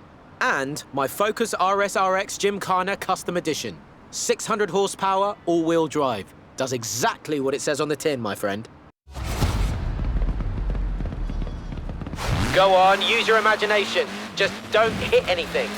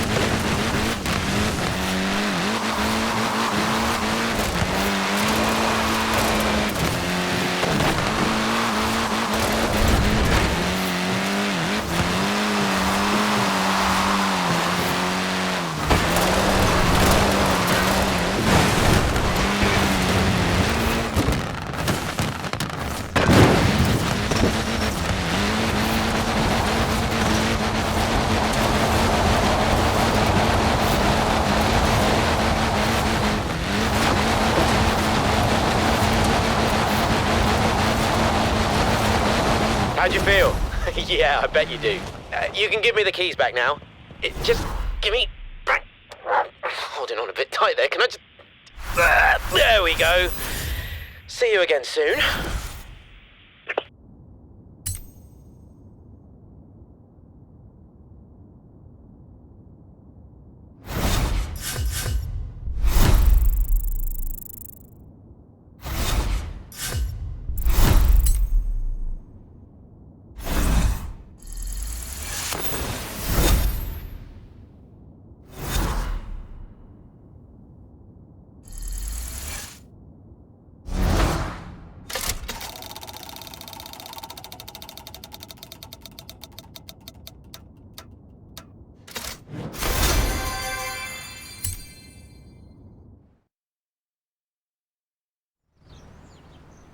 Look, you've got mad skills, no question. But this kind of driving really comes down to three things. Spoiler, suspension, and grip. So, I'm gonna give you a go in my Aventador. Wanna know how I afford all these? Yeah, so does my nan. The forest road is really nice this time of year. Go make it blurry.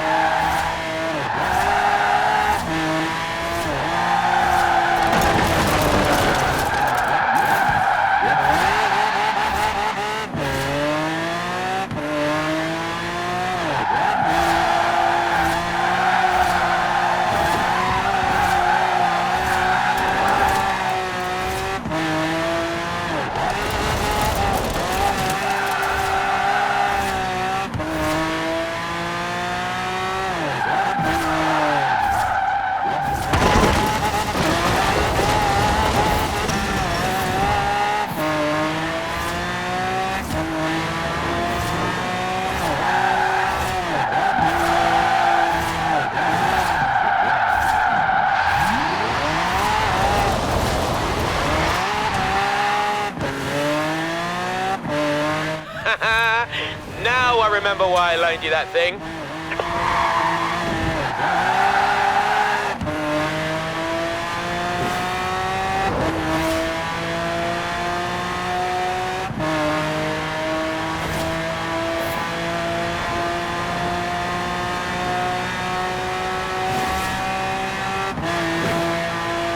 Nice run. Of course, not everyone at Horizon can have an Aventador, but we can show them how to drive like they do.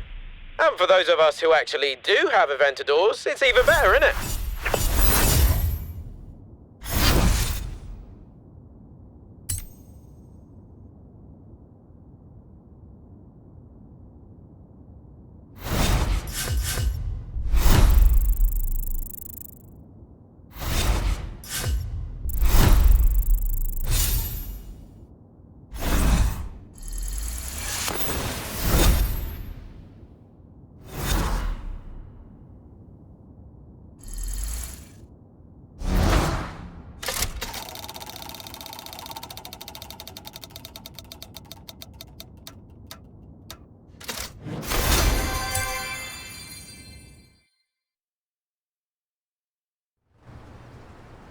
Remember when I made a big deal about the Scout being the best off-roader ever made? I think I might have found something even better. 2016 Jeep Trailcat. Stiffened suspension, full roll cage, and get a load of those fat wheels. Ugh, I can't decide. Will you take it out and help me pick a favourite? Go. See what you can make it do. I need a second opinion.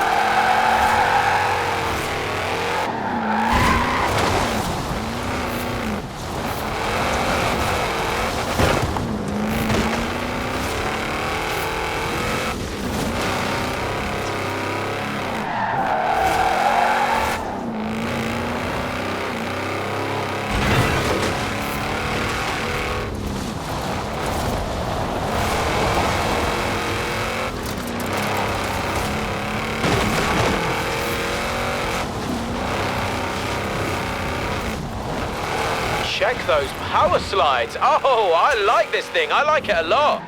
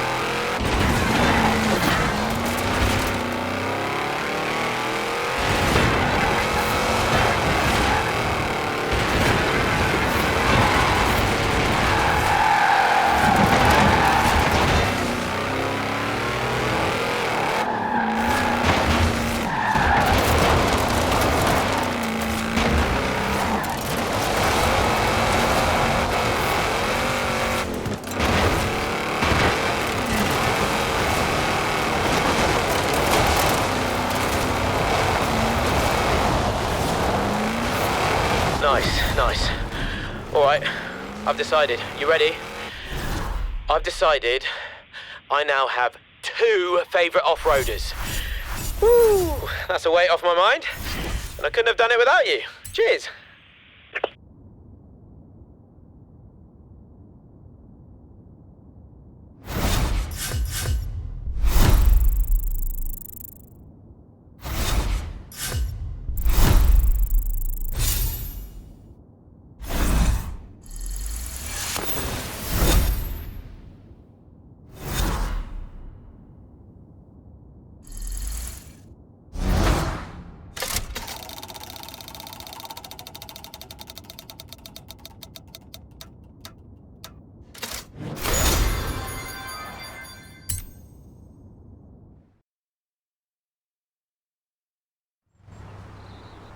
We're going back to the asphalt. Sealed roads, motorways, hard surface speed and agility. And this time, I've got a proper track weapon for you. My Viper GTS ACR. It's street legal, but it probably shouldn't be. Gonna make a seriously wicked video. I mean, if that's okay with you? Let me worry about the view count. You just do your thing.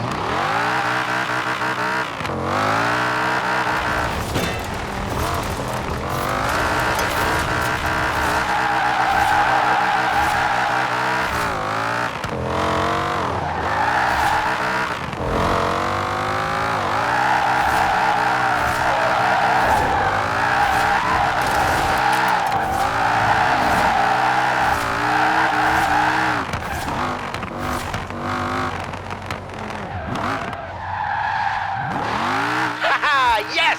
I don't know which is deadlier, you or the Viper.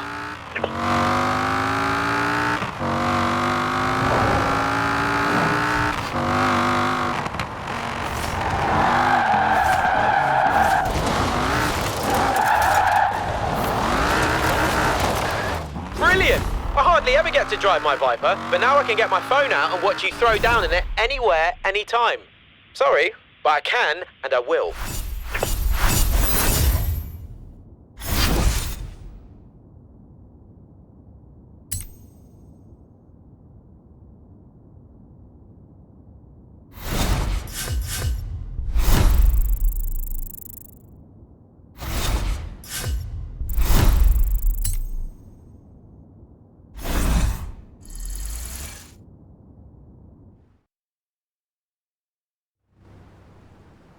I don't know. All this great PR and all these online views, and it still doesn't compare to that feeling when you lace a stunt right in the face of the crowd. Know what I mean? Time to go back to basics. This is my GTR, the Black Edition. I want you to take it down to the festival and blow some freaking minds, because that's what we do.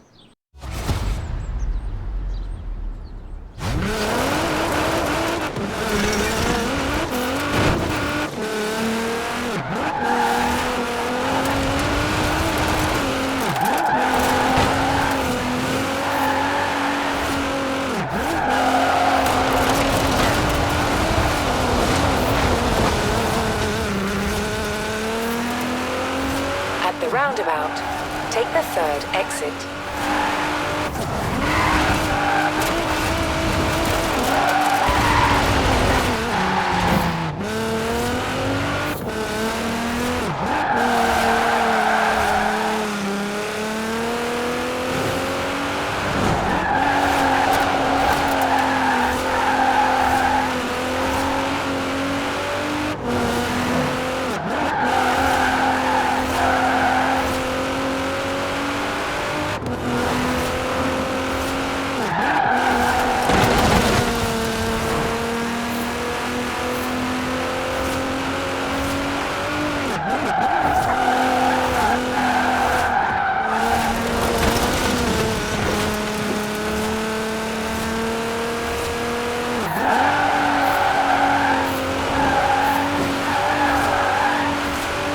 In 400 yards, turn right.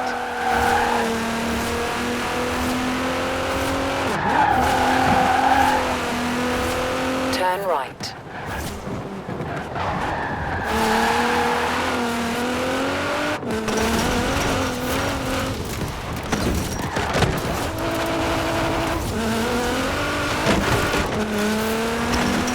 In 400 yards, turn left.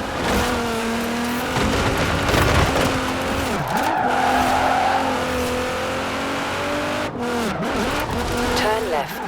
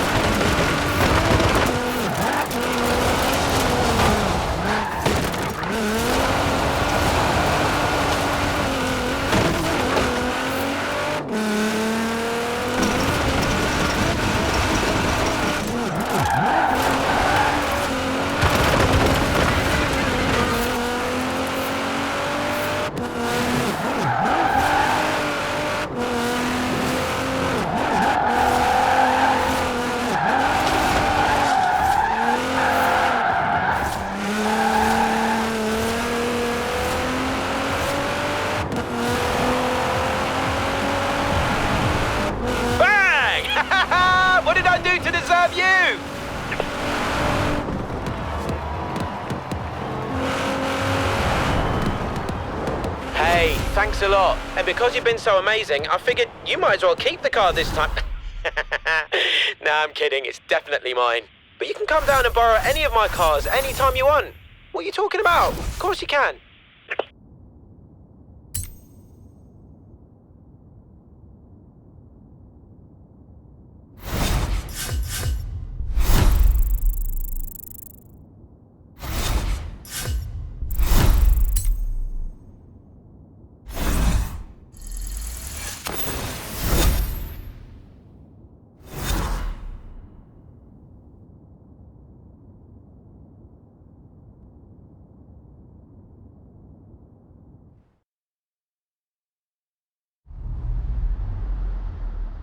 Yep, Jay's excited. Granted, he's always excited. But if he's happy and you're happy, then that's my job done. I'll put you two in touch again soon. I felt a bit left out with you and Jay playing together. Although he told me you have some serious skills behind the wheel. He's not easy to impress, you know. So take that compliment.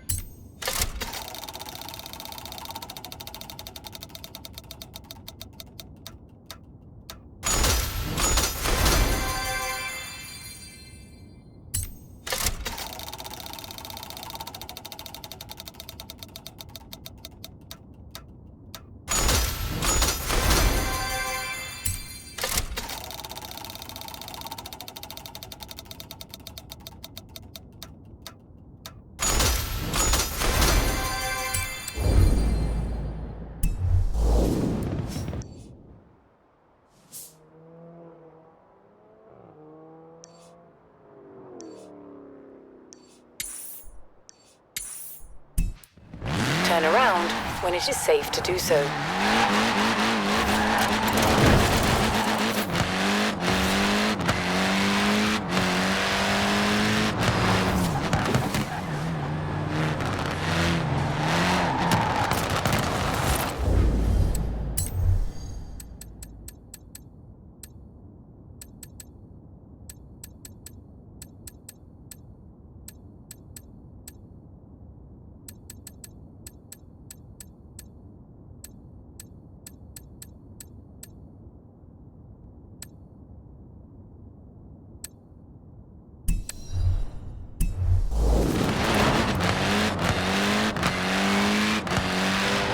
At the roundabout, take the first exit.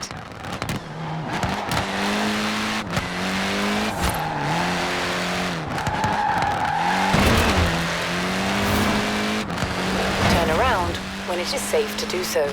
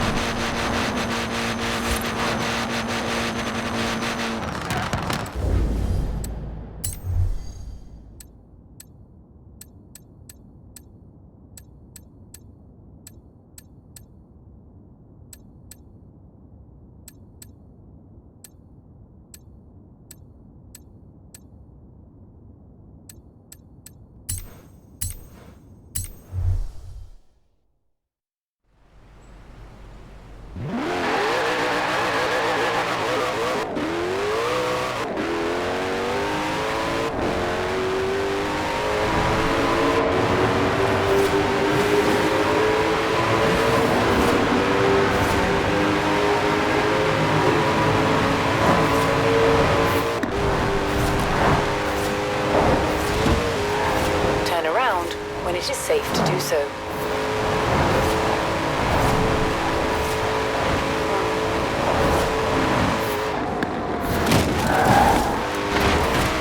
In 400 yards, turn sharp right.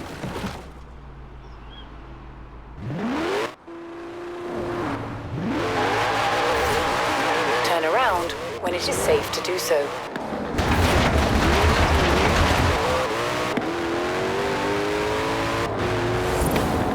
In 400 yards, turn right.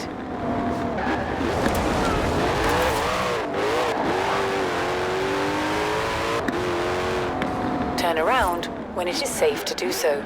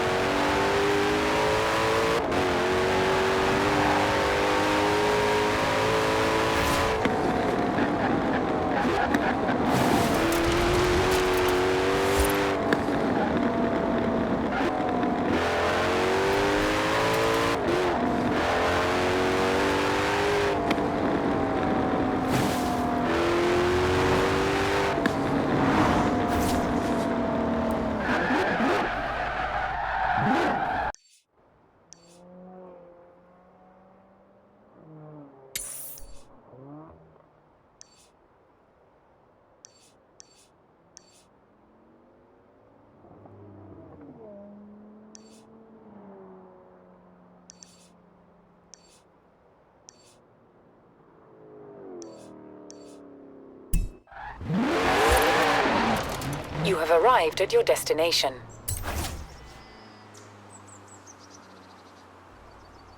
Apparently, there are big Edinburgh events coming up, so I thought you could use a place in the suburbs. It's not cheap, but come on. This is the most beautiful city in the UK, maybe the world, if you ask Alex. Alex has been after a place around here for years. If he asks, let him visit, yeah?